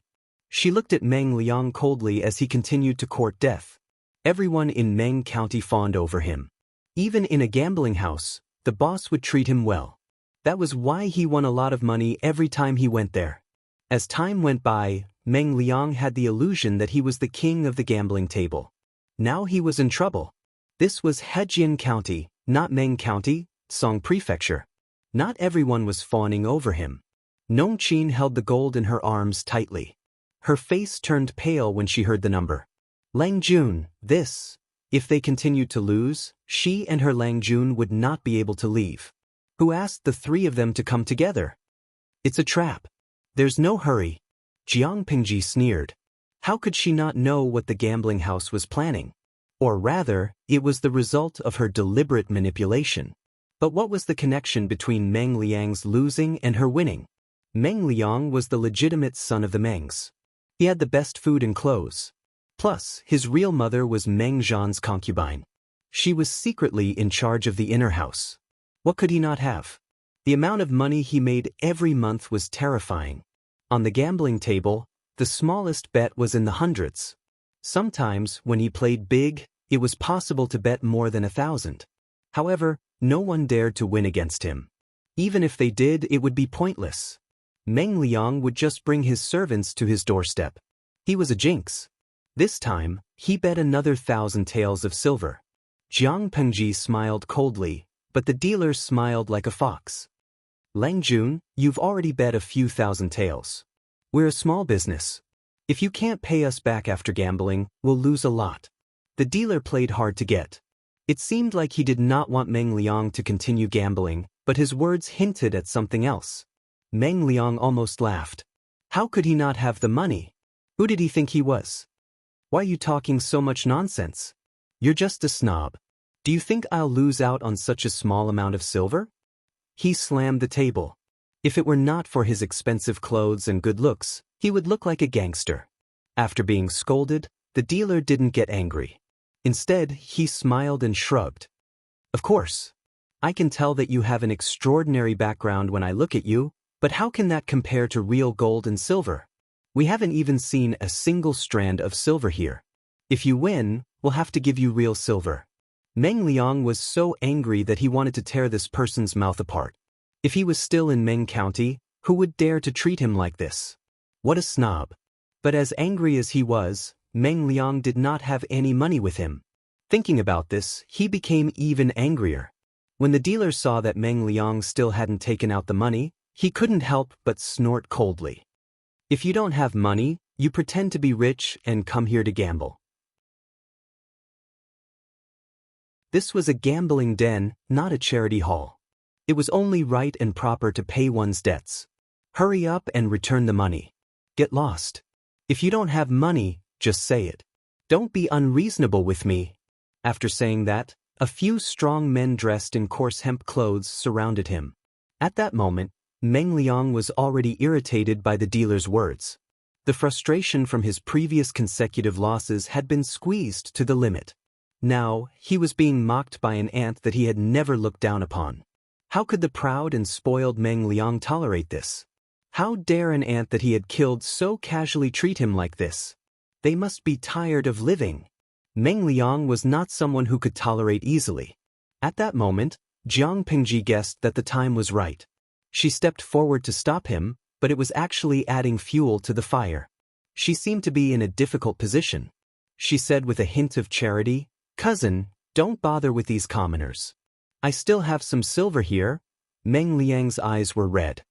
He glared at her as if she was his murderer and pushed her away. "Do you know who I am? Lowly commoner, I dare you to touch a single hair on my head." Meng Liang had been provoked in many ways. His eyes were filled with anger. How could he still be rational? Hearing his arrogant words, the dealer snorted coldly and mocked him. "I don't care if you are a dragon or a tiger. Since you are here, you must follow the rules. How dare you be rude when you don't have the money?" Meng Liang shouted at the thugs who were trying to surround him. "Get out of my way, lowly commoner. I am the descendant of Lord Meng. How dare you touch me?" Meng Liang raised his hand and swatted away one of the thug's hands. His snow-white face was already flushed with anger. It was no wonder he was furious to be treated like that by a lowly commoner. Meng Zhan is my father. Jiang Pingji, who was watching from the side, curled her lips into a smile. Meng Liang had finally said the two most important words. Who is Meng Zhan? I have never heard of him. The dealer sneered and pointed at Meng Liang's nose. How dare you call yourself the descendant of Lord Meng? Will Lord Meng's descendant be like you? You can't even afford to gamble. How dare you call yourself the descendant of Lord Meng? Arrest him. Nongqin's face turned pale. The thugs not only wanted to detain Meng Liang, but also her and her Langjun. Before Nongqin could come to her senses, one of the thugs who had reached out to her suddenly flew out as if he had been hit by a heavy punch. He hit a nearby gambling table and the betting money fell to the ground with a crisp sound. This turn of events scared everyone so much that they didn't come back to their senses. Happened? Jiang Pingji retracted her foot and smiled wickedly. Don't. My servant is young and timid. Don't bully him. That kick was from her. It was so fast that no one could react. What are you waiting for? Let's go. Jiang Pingji took out a long fan from her sleeve and slapped one of the thugs in the face. His face was bleeding and it hurt to look at. Meng Liang seemed to have just regained his composure, but he was not willing to run away like that. You unruly commoners! If you dare to fight again, I will ask the Meng army to chop you into human jerky. Everyone was confused by Jiang Pingji's sudden attack, but Meng Liang, their stupid teammate, kept provoking their anger. They were so angry that they couldn't care less if the three were the sons of the gentry. They just wanted to lock them up and talk about their next course of action. Jiang Pingji was at ease. Even though Nongqin was dragging her down, she could still walk as if she was taking a stroll in the park. However, due to her costume, she could not move her lower body too much. She had to rely on the strength of her hands. Jiang Pingji, who had undergone special training, knew the structure of the human body better than she did. She could easily dislocate the joints of the opponents. The gamblers on the first floor saw that something was wrong. They immediately stuffed the betting money into their pockets and planned to sneak away while the situation was still chaotic. The other gamblers had the same idea, and the scene became even more chaotic. Jiang Pingji protected Nongqin, but she was not as nice to Meng Liang. Meng Liang was so frightened by the scene that he came back to his senses. His cheeks were pale, and he looked like a mess.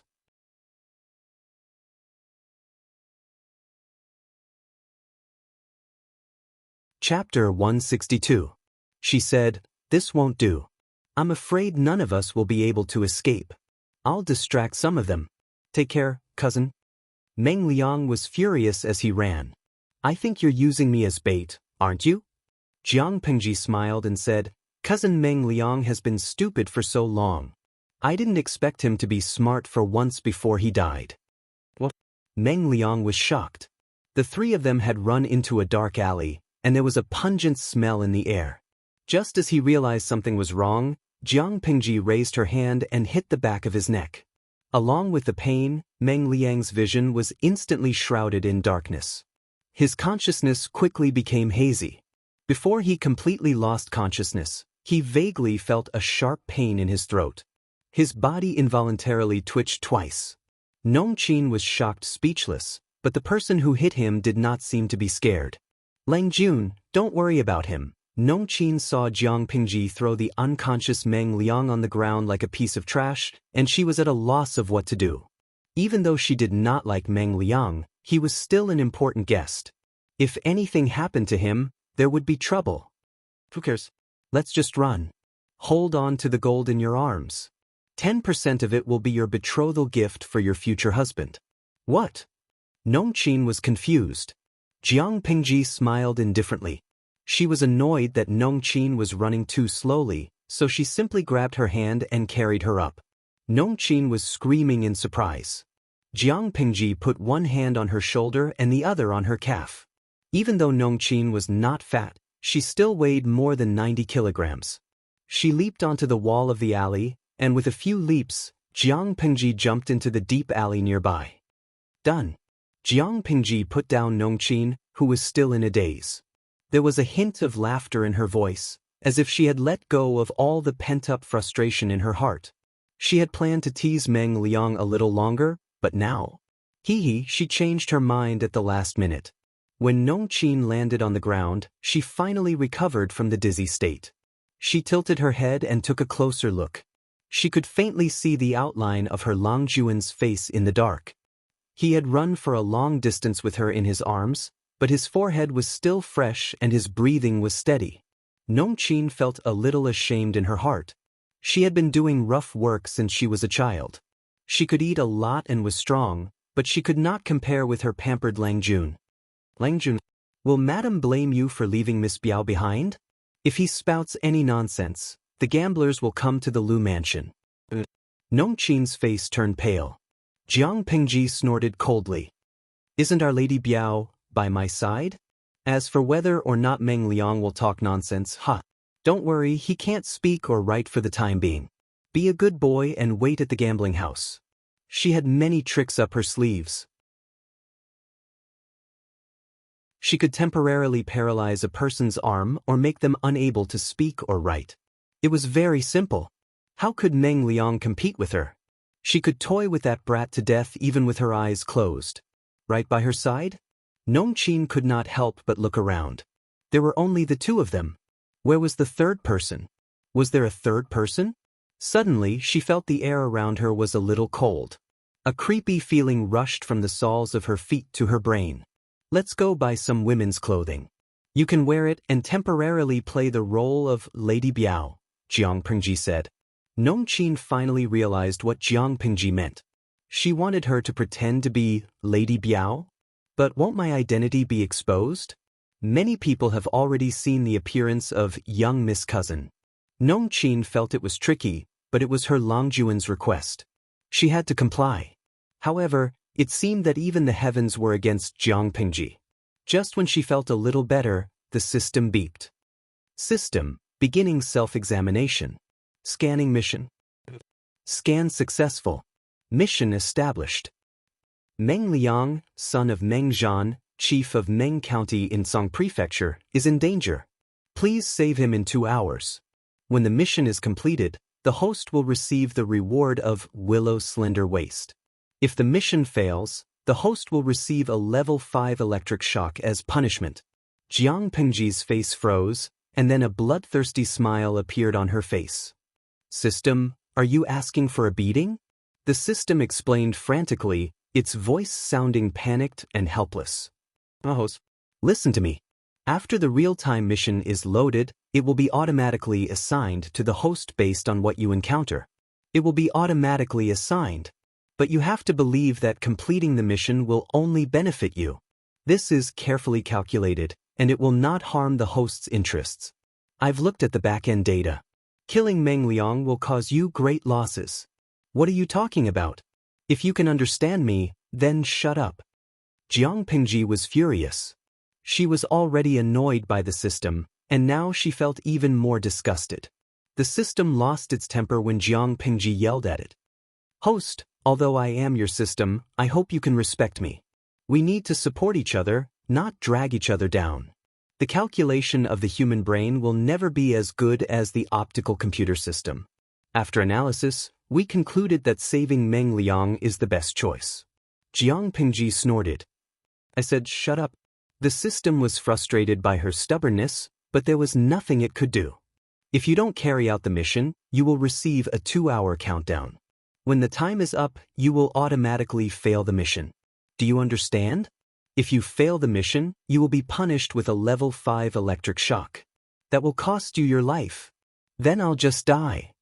Jiang Pingji's words pushed back the system's attempts to dissuade her. At that moment, Meng Liang, who had fainted on the ground, was captured and tied up. Have you found the other two?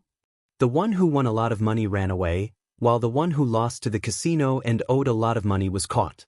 What was going on? The owner of the casino was so angry that his face contorted into a dark purple hue. The few hired thugs of the gambling house were trembling with fear like quails. They had already tried their best to chase after them, But not only were the two slippery fellows slippery, they seemed to have vanished into thin air without a trace. Not to mention people, they didn't even catch a single strand of hair. They really couldn't understand.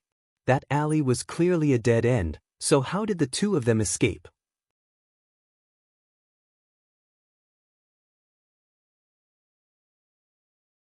Chapter 163. The thug was furious, but he didn't dare to say anything. The casino had been making dirty money in Hejin County for years. He was the one who manipulated the gamblers and forced many families to separate.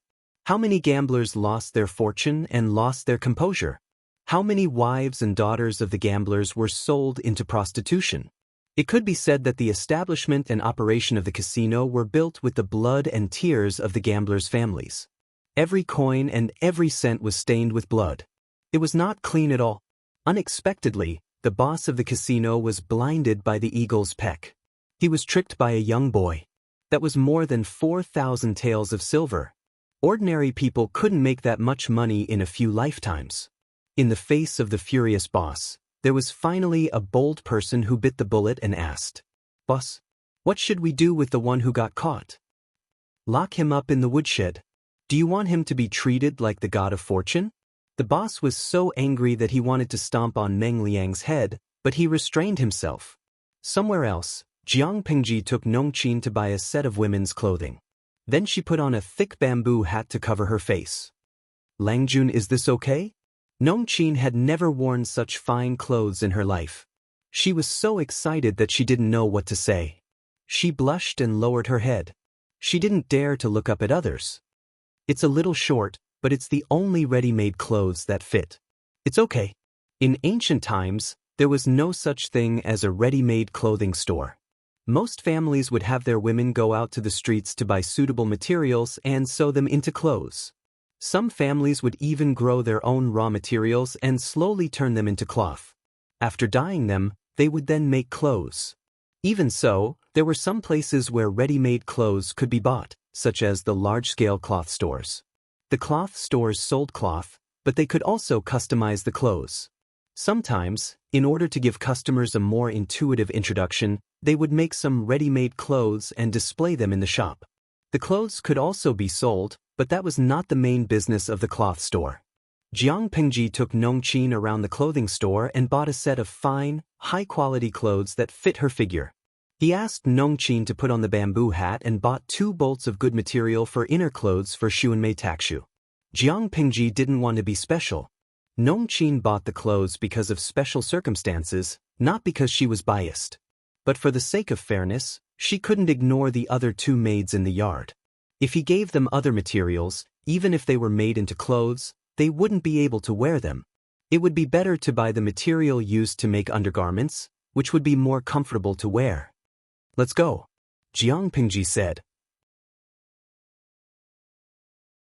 Nongqin nodded and pulled the white veil over the bamboo hat to prevent her face from being exposed. The system trembled as it spoke. "Boss, are you really not going to consider it?" Jiang Pingji had calmed down from her previous anger. She asked seriously, "Can you uninstall the real-time mission board after it's loaded? Don't give me these messy tasks because even if you give them to me, I won't do them." The system said bitterly, "I'm sorry, host.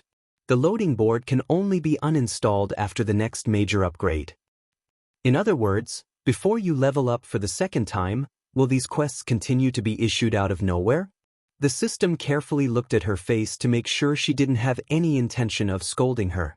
Then it spoke shakily. "Not constantly. According to the manual of the board, the real-time missions are issued in a regular pattern. For example, if the host encounters something important, the board will calculate the best outcome and route, and then issue the mission. The host will receive a certain reward after completing the mission. If the host doesn't complete the mission or fails the mission, the reward will be exchanged for the corresponding energy value as a punishment." Jiang Pingji was silent for a while. When the system thought she was ignoring it, she asked a question. "System, tell me clearly once again, what kind of system are you? I want to know your full name." The system was puzzled.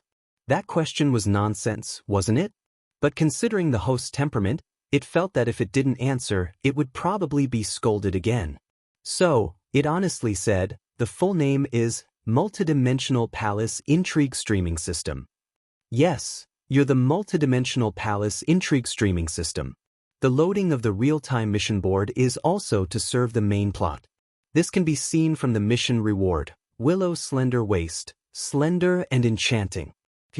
Is that useful? Of course, men like slender waists, and having a willow slender waist can indeed make men linger on you for a second longer, but Jiang Pingji's voice was very calm, but it was this calmness that made the system's scalp tingle. I want to kill all my enemies and become the emperor, not sleep with all the men and let them help me ascend the throne. Becoming the emperor and becoming the emperor's woman, how could the two be the same?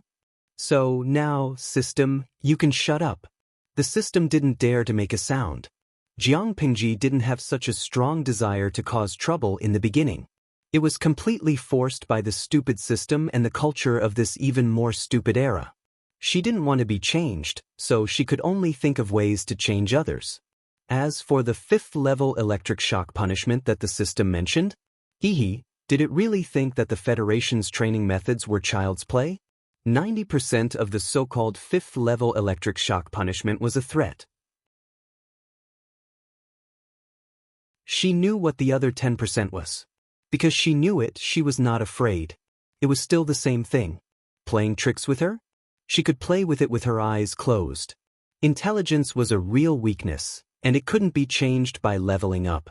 But a 5th-level electric shock punishment? Jiang Pingji's eyes flickered, and the corners of her lips curled up. This was a good opportunity. There were many training courses for genetic warriors, but the core of it was to stimulate the muscles with external force. The system's punishment couldn't really use electricity.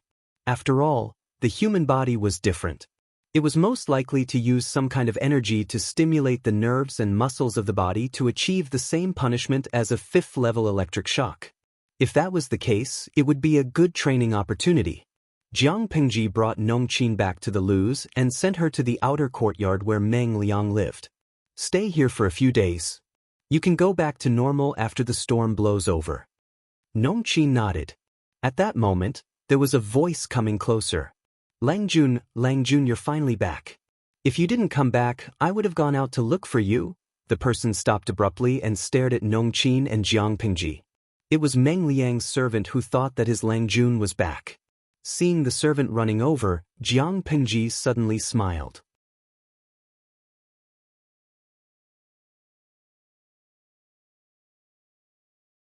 Chapter 164.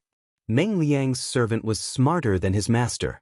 Or rather, he was more perceptive. He could feel that danger was approaching. He was like a croaking frog that had been targeted by a poisonous snake. His life and death could be decided in an instant. The manservant tried his best to suppress the creepy feeling. He stopped in his tracks and bowed to Jiang Pingji. He bit the bullet and asked, "Do you know where my wife is?" Jiang Pingji laughed softly. Her mellow voice was different from that of a young man. It sounded more like it came from her throat. It sounded mellow. She said darkly, "Do you want to know where your Langjun went? If you're so curious, why don't you go to hell and ask him?" After the manservant heard this, he instantly shivered. His hands and feet turned cold, and the fear in his heart exploded in an instant. He was so scared that his legs went soft, and he directly knelt down in front of her feet. His knees happened to press on a few protruding stones, and immediately a bruise appeared. His thin lips trembled. He couldn't say a word. After a long time, he took a deep breath. He said dryly, "Please don't joke around. My wife was fine." As he spoke, he slowly got up and secretly took a few steps back. The grudge between the Lus and the Mengs was irreconcilable. It was not impossible for Lu Shi to kill someone. The manservant was so anxious that his eyes turned red. "Why would I joke around? Since the villain dies because he talks too much, I'll let you die with regrets." Jiang Pingji took a step forward. The manservant froze. He quickly turned around and tried to run into the house. Nongqin was anxious.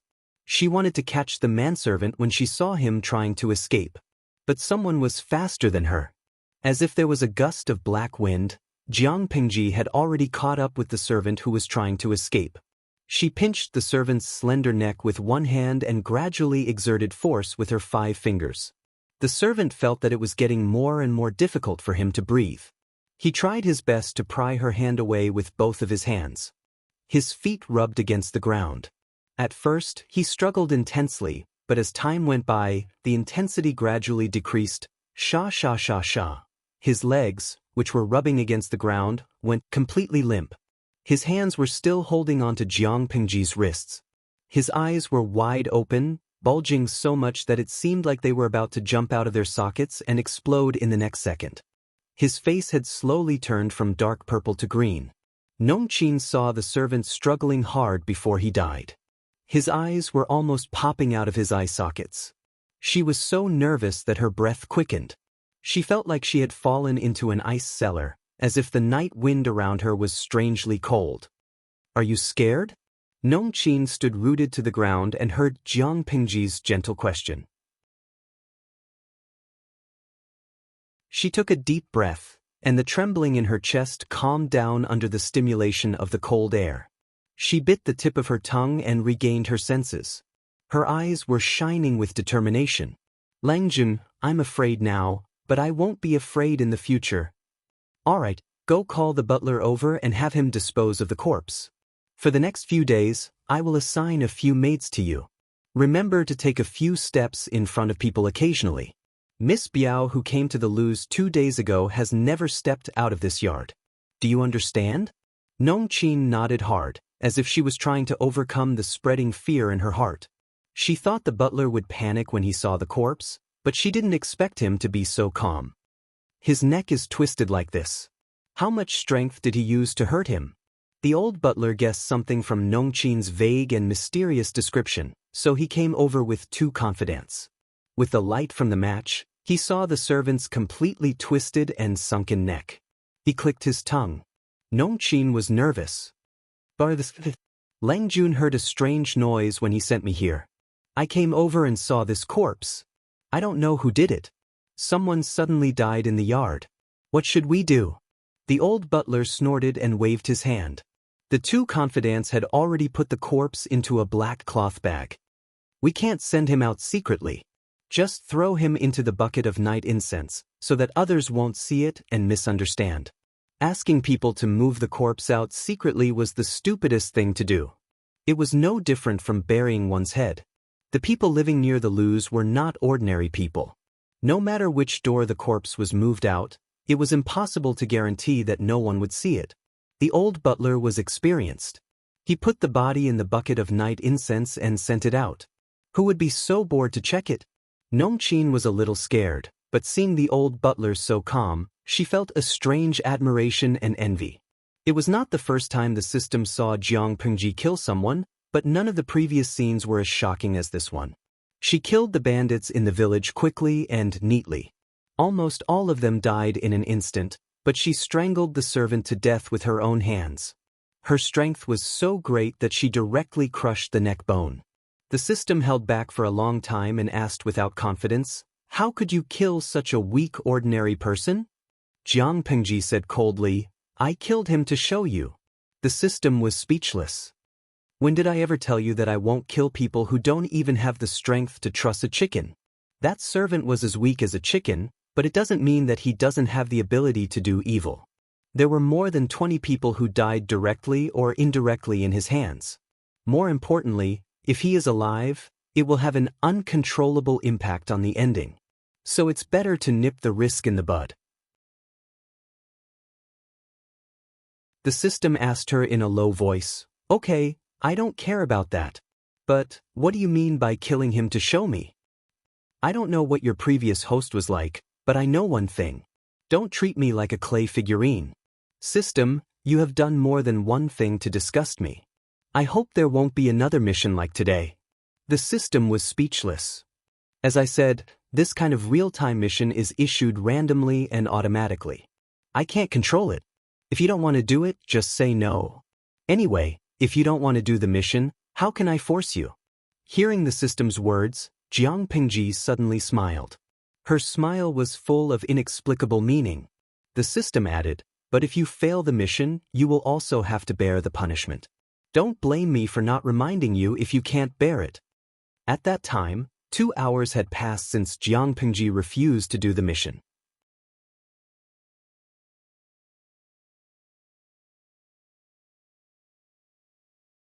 Chapter 165.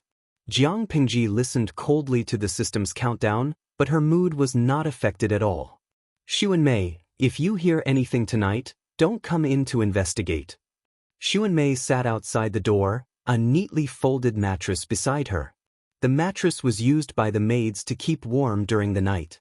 Xuanmei was surprised to hear Jiang Pingji's instructions, but she still agreed. Yes. Don't worry, Lang Jun. Jiang Pingji replied softly. The system was humane enough to give Jiang Pingji 3 minutes to prepare.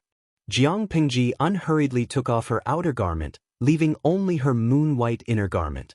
She sat on the mattress and calmly waited for the system's punishment. 3.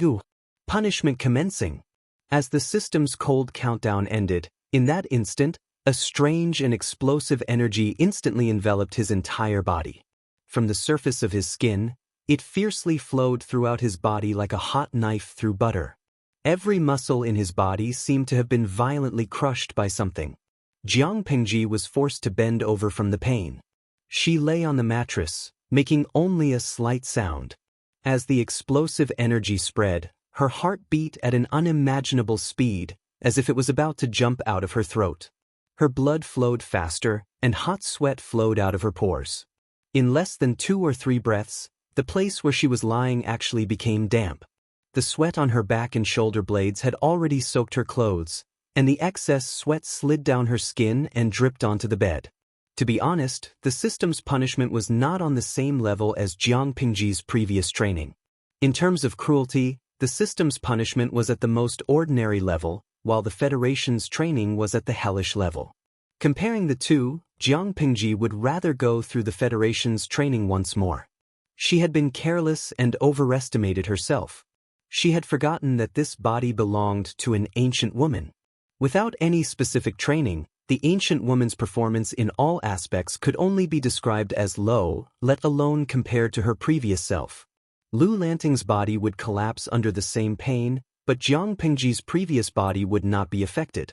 Even though Lu Lanting's body had an additional 31 points of fusion force, it was only enough to upgrade the body from a weakling to a burly man. In the end, it was still a normal person. In terms of numbers, it was not even comparable to a genetic warrior. Under such circumstances, Jiang Pingji was faced with a very awkward situation. His spirit and will were strong enough, but his body had already reached the limit of collapse. Her face was slightly twisted because of the pain, but the corners of her lips curled up into a twisted and strange smile, with a hint of mockery. Although she didn't know how the system graded the pain of the electric shock, after experiencing it herself, she was very clear about one thing. The so-called level 5 electric shock just happened to be the limit of this body's endurance. If it was just a little bit heavier, the body would collapse first and die. From the start of the punishment, the system had entered a state of indifference as a bystander, coldly watching as she accepted the punishment, waiting for her to give in and beg for mercy. Wasn't it good for the system and the host to mutually benefit each other? Why was he so violent and uncooperative? Wasn't this harming the interests of both parties? As a system, it was very certain of Jiang Pingji's ability.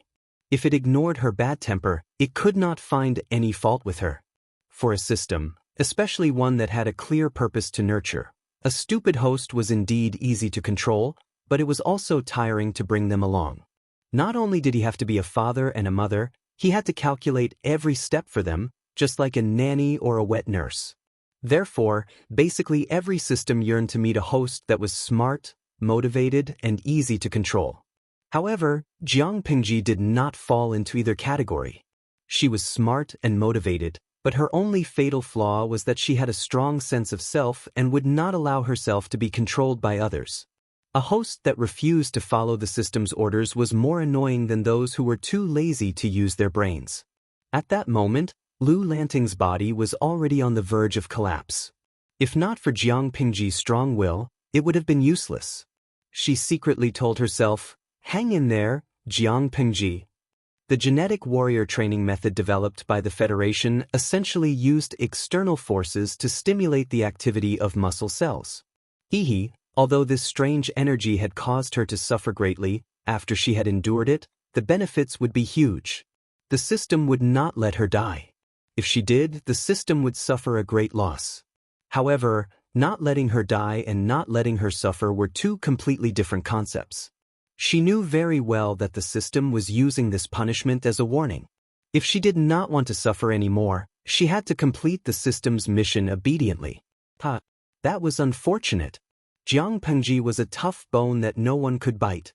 Who would dare to bite? Be careful, or you might break a mouthful of teeth. The system watched coldly from the side.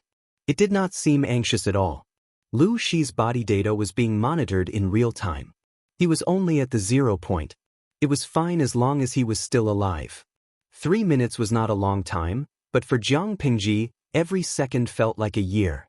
1 minute ago, Lu Shi's body data was in a scary red color, which meant that his body was on high alert. 1 minute later, the system was still not anxious, but it did not notice that the red color of the data had faded.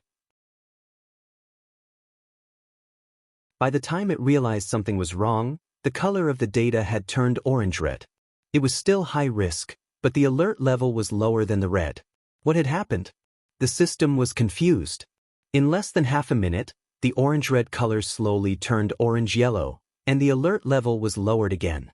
Before the system could figure out what had happened, the punishment that lasted for 3 minutes was over. Jiang Pengji lay on the bed with her limbs spread out. Her chest rose and fell rapidly. She used her mouth and nose to greedily breathe in fresh air to relieve the pain in her body. 3 minutes have passed? Jiang Pengji's voice became extremely hoarse. It was as harsh as sandpaper rubbing against glass. The system softly responded. 3 minutes, it's really a pity it's too short, she laughed, and her voice sounded strange and cynical. The system thought that Jiang Pengji was mocking it, so it could not help but say, "The real-time mission is issued automatically. I did not intentionally give it to the host. The time, frequency, and even the content of the mission are not within the system's control." The host's sarcasm will greatly affect the enthusiasm of the system, which will have a huge impact on our cooperation. Jiang Pengji was extremely tired, but there was a bright smile on her face. "No, system, that's not what I meant." Jiang Pengji laughed so hard that she almost could not finish her sentence. "Then what do you mean?" the system asked.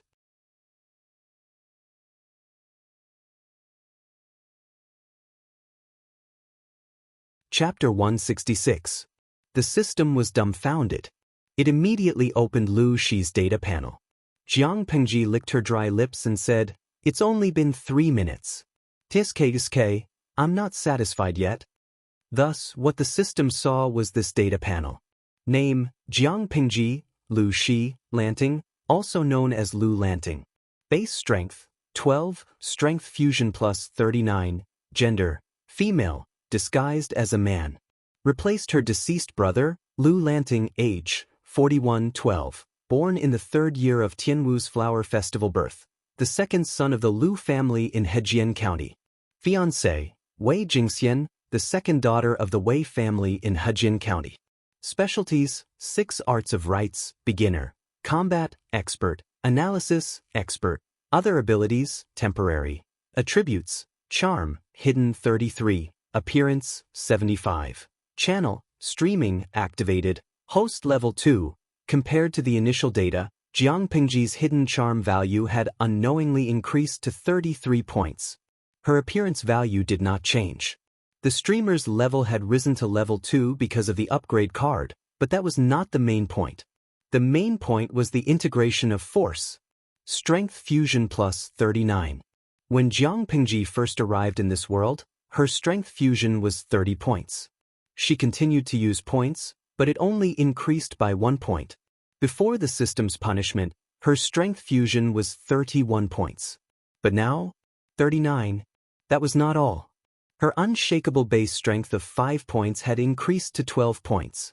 Strength fusion was a combination of her previous life strength and brought it to this world. It was a cheat, but the base strength was the body's own strength. An increase in the base strength meant that all aspects of the body had improved. That was why Jiang Pingji regretfully said that 3 minutes was too short. System. Jiang Pingji called out to the system in the quiet room. Speak. What's the matter? She smiled wickedly and supported her face with her hand. When will the next real-time mission be issued? The system was like gunpowder whose fuse had been ignited, instantly exploding. Jiang. The system spat out word by word, gritting its teeth. That's enough. Jiang Pengji said righteously, No, this is only the first time. How can that be? Come at me if you can. Everyone was hurting each other. The last time he had fused with his martial power, his body had been exhausted to the extreme. However, the genetic warrior training this time felt completely different. There was still a faint pain in his limbs, but he felt an indescribable sense of comfort from the inside out. His mind was also very clear. She missed it. Jiang Pingji wiped the sweat off her face and took off her inner clothes. She rolled them into a ball and wiped the sweat off her skin. Then, she put on the clean inner clothes and left the dirty ones on the clothes rack for the maids to clean up the next day. Xuanmei. Jiang Pingji adjusted her voice and tried to return it to normal. But when she listened carefully, it was still deeper and hoarser than usual. Outside the door, Xuanmei said respectfully, Lin, please give me your orders. Go and prepare some hot soup. I want to take a bath. Remember to brew another pot of hot tea and change the bedding on the bed. Her whole body was covered in sweat, and her wet inner clothes stuck to her skin.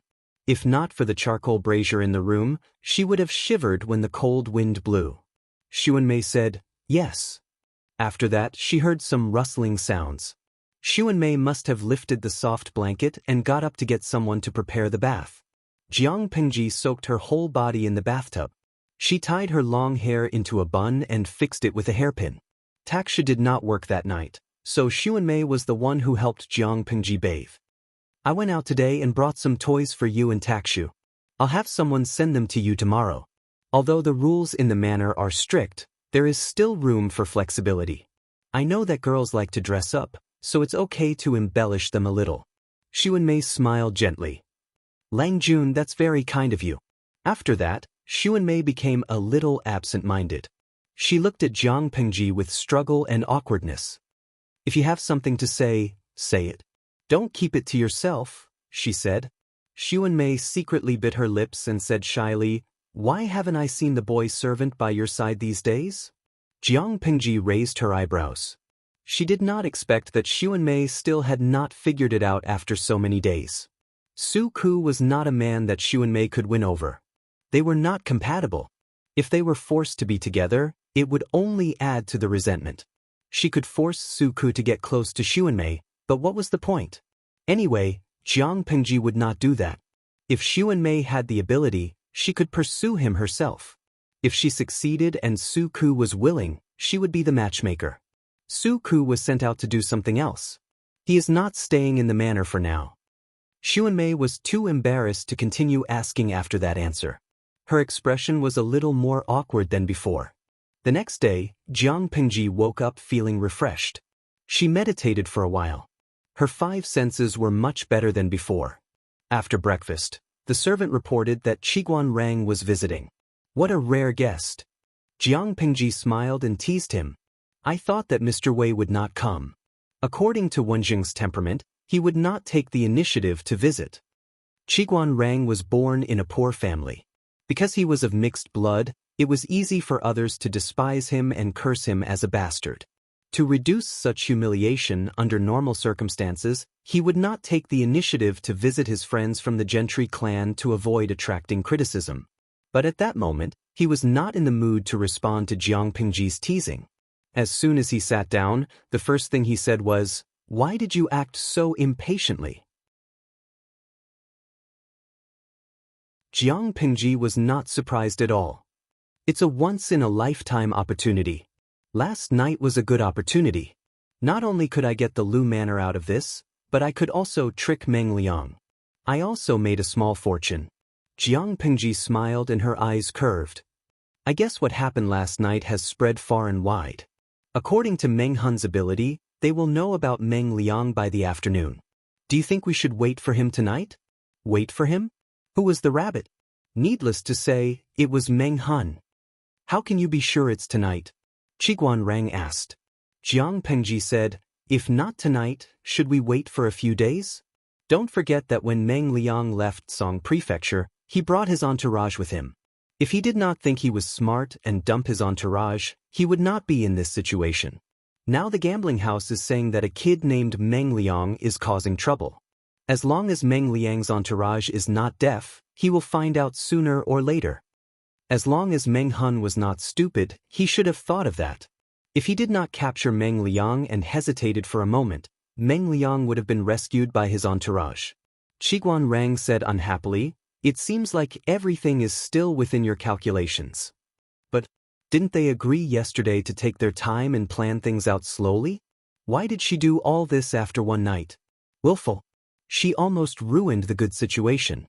Fortunately, she knew what she was doing, and she had a corresponding plan to deal with the sudden changes in her actions. The pace was a bit fast, but as long as the final result was the same as expected, he would turn a blind eye.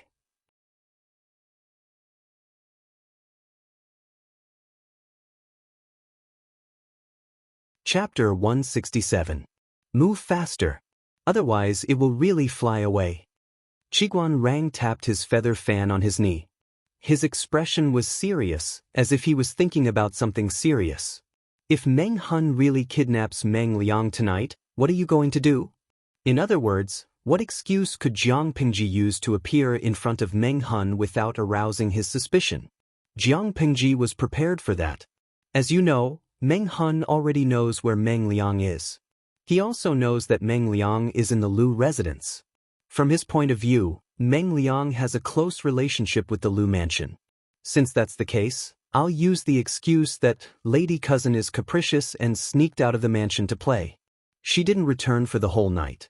The Lu mansion was anxious and sent people out to look for her. Coincidentally, they bumped into Meng Hun's group. Isn't that good? Using rescuing Meng Liang as an excuse, he would secretly help Meng Hun take Meng Liang away without arousing the slightest suspicion. After hearing this, Qiguan Rang's thin lips, which had always been tightly pursed, could not help but twitch. As shameless as he was, sometimes he had to admire Jiang Pingji, who was even more shameless and proud of it. He also pitied Meng Liang. Being schemed against by the person in front of him once wasn't enough. In such a short period of time, he was schemed against again and again. In the end, he was even being squeezed out of his final value. Jiang Pingji said, "Tonight, let's wait for a good show. Wen Zheng, do you want to come? We've reserved the best seat for you." Qiguan Rang rejected him mercilessly. He said expressionlessly, "No, I'm old and tired. I don't want to torment myself." Compared to jumping up and down without any peace, he preferred to squat comfortably in one place. He didn't want excitement, only stability. That's a pity. Jiang Pingji picked up the teacup and took a sip. She said to the system, "It's almost time. Start the semi-interactive streaming mission." The title remains the same. Just put, "How to Kill Meng Liang Gracefully Without Wasting Time." Her relationship with the system was very stiff, but due to the current situation where the two of them could not be separated, while she was wary of the system, she also had to constantly pay attention to its little tricks. She tried her best to take the initiative and control the rhythm of the situation, so as to prevent the situation from getting out of control. The system wanted to throw a tantrum, but its job was to livestream. If Jiang Pingji really did not livestream, its losses would be incalculable. He could go against anything, but there was no need to go against the popularity points. Therefore, when Jiang Pingji suggested starting a semi-interactive live stream mode and entering the main topic of the mission, it reacted immediately. Tens of thousands of viewers flooded into the live stream room in an instant. Countless bullet comments flew across the virtual screen. Chun Lai, I was so worried. I waited for a long time yesterday, but the host didn't start her live stream. I thought she wouldn't do it again. Ian, I'm also worried +1. This is the first time I've heard about this live stream room. Yesterday, I came to watch the live stream after being recommended by my roommate, but I found that the live stream room wasn't open at all. I thought something had happened to the host and she couldn't start the live stream. Dashu Xiaobing. Although I'm quite worried, considering the uniqueness of the host's live broadcast room, it's good enough that she can broadcast live. I really can't expect to broadcast live every day. Maybe the host encountered something and couldn't attend to the live broadcast. Some people expressed their worries, and a small group of new viewers greeted them. The rest of the viewers were shocked by the title hanging in the live broadcast room. How to kill Meng Liang gracefully without wasting time. There was a limit to the number of people in the live broadcast room, and there were many people queuing up to watch the live broadcast, so not everyone could keep up with the progress of the live broadcast. Who was Meng Liang? Many people were confused. Little fairy, who is this Meng Liang? Why did the host broadcast him to death? What kind of atrocious things did he do? Fengshi Tunlan, isn't this room supposed to broadcast palace intrigue? Why did it become a place to broadcast the trial of a criminal? If that's the case, it feels like I'm watching all kinds of novels about trials. How does the host plan to sentence him? Isn't it bloody? There were many new viewers who didn't know what was going on, but there were also many old viewers who had been paying attention to the live broadcast room and knew about Meng Liang. In response to the questions from the new viewers, they briefly explained Meng Liang's background and what he had done. For a moment, many sympathetic viewers said that the scumbag deserved to die. Of course, there were always people who liked to disagree. Librarian Auntie, even if Meng Liang did something wrong, the host doesn't have the right to kill him, does she? He broke the law, and as long as these things get out, he'll definitely be punished by the law. The host's behavior is so barbaric, and it's a double standard. There were a few similar comments, and they all said that Jiang Pingji was a busybody. She wasn't serving tea, so why did she have to extend her hands so far? Jiang Pingji chose to ignore these comments. She didn't have the slightest intention to explain or refute them. It wasn't that she couldn't argue with them, but she didn't want to waste her breath on such low IQ people. When did she say that she was a good person? When did she say that she was a good person who upheld justice? Upholding justice was a matter of the law. What did it have to do with her? She killed Meng Liang simply because she didn't like Meng Liang. That brat had blocked her way and crossed her bottom line. Essentially, she was only doing it for her own benefit. Getting rid of a scumbag for the people was just a side benefit. In today's era, even if Meng Liang had done something even more outrageous, as long as the Meng family could bear the blame, no one could easily punish Meng Liang, let alone take his life. Even if Meng Liang had done something even worse, no one could easily punish him, let alone take his life. In an era where the law was unclear, the social classes were clearly defined, and the people were ignorant, the law was bullshit. Zhenjinda Jiangshan Ruhua. The streamer has no morals. If you want to find truth, kindness, and beauty here, don't come in. It hurts your eyes. Jiang Pingji had no intention of completing the task. Instead, she practiced her calligraphy for a while. She analyzed the current situation with Qiguan Rang and exchanged their opinions. There was no bloody scene at all as they had expected. Host V. The main content of the live stream starts at night. It's a dark and windy night, so it's time for the Easter egg. A string of 666666666 popped up on the bullet screen. Zhenjinda Jiangshan Ruhua. My streamer, you're amazing. You have such a long Easter egg, but I only want to see the main content. Ian, read the main content plus 1 Chun Lai. Read the main content plus 2. No matter how many people asked for the main content, Jiang Pingji remained unmoved. In the blink of an eye, night fell. Jiang Pingji temporarily turned off the live stream and changed into a black outfit that was convenient for her to move around at night. She raised her hand and pulled the black mask over her face, covering most of her face. County Chief, do you think the news is true? Didn't you say that the bastard was hiding in the loos? The person who spoke was trembling, afraid that it was a trap for them. After all, Meng Liang had been crazy for a long time. Meng Liang has been hiding in the loos. We have nowhere to go. Meng Hun's eyes flashed with a hint of hatred. Whether it's true or not, we have to go. If we miss this opportunity, It'll be hard to take his life in the future. Someone else was worried. County Chief, what if it's a trap? Meng Hun snorted and casually said, Is Meng Liang that smart? Everyone was speechless. You're tuning in to the Wang Lin's Journey YouTube channel. Don't forget to subscribe and join us on this journey to catch the most captivating stories.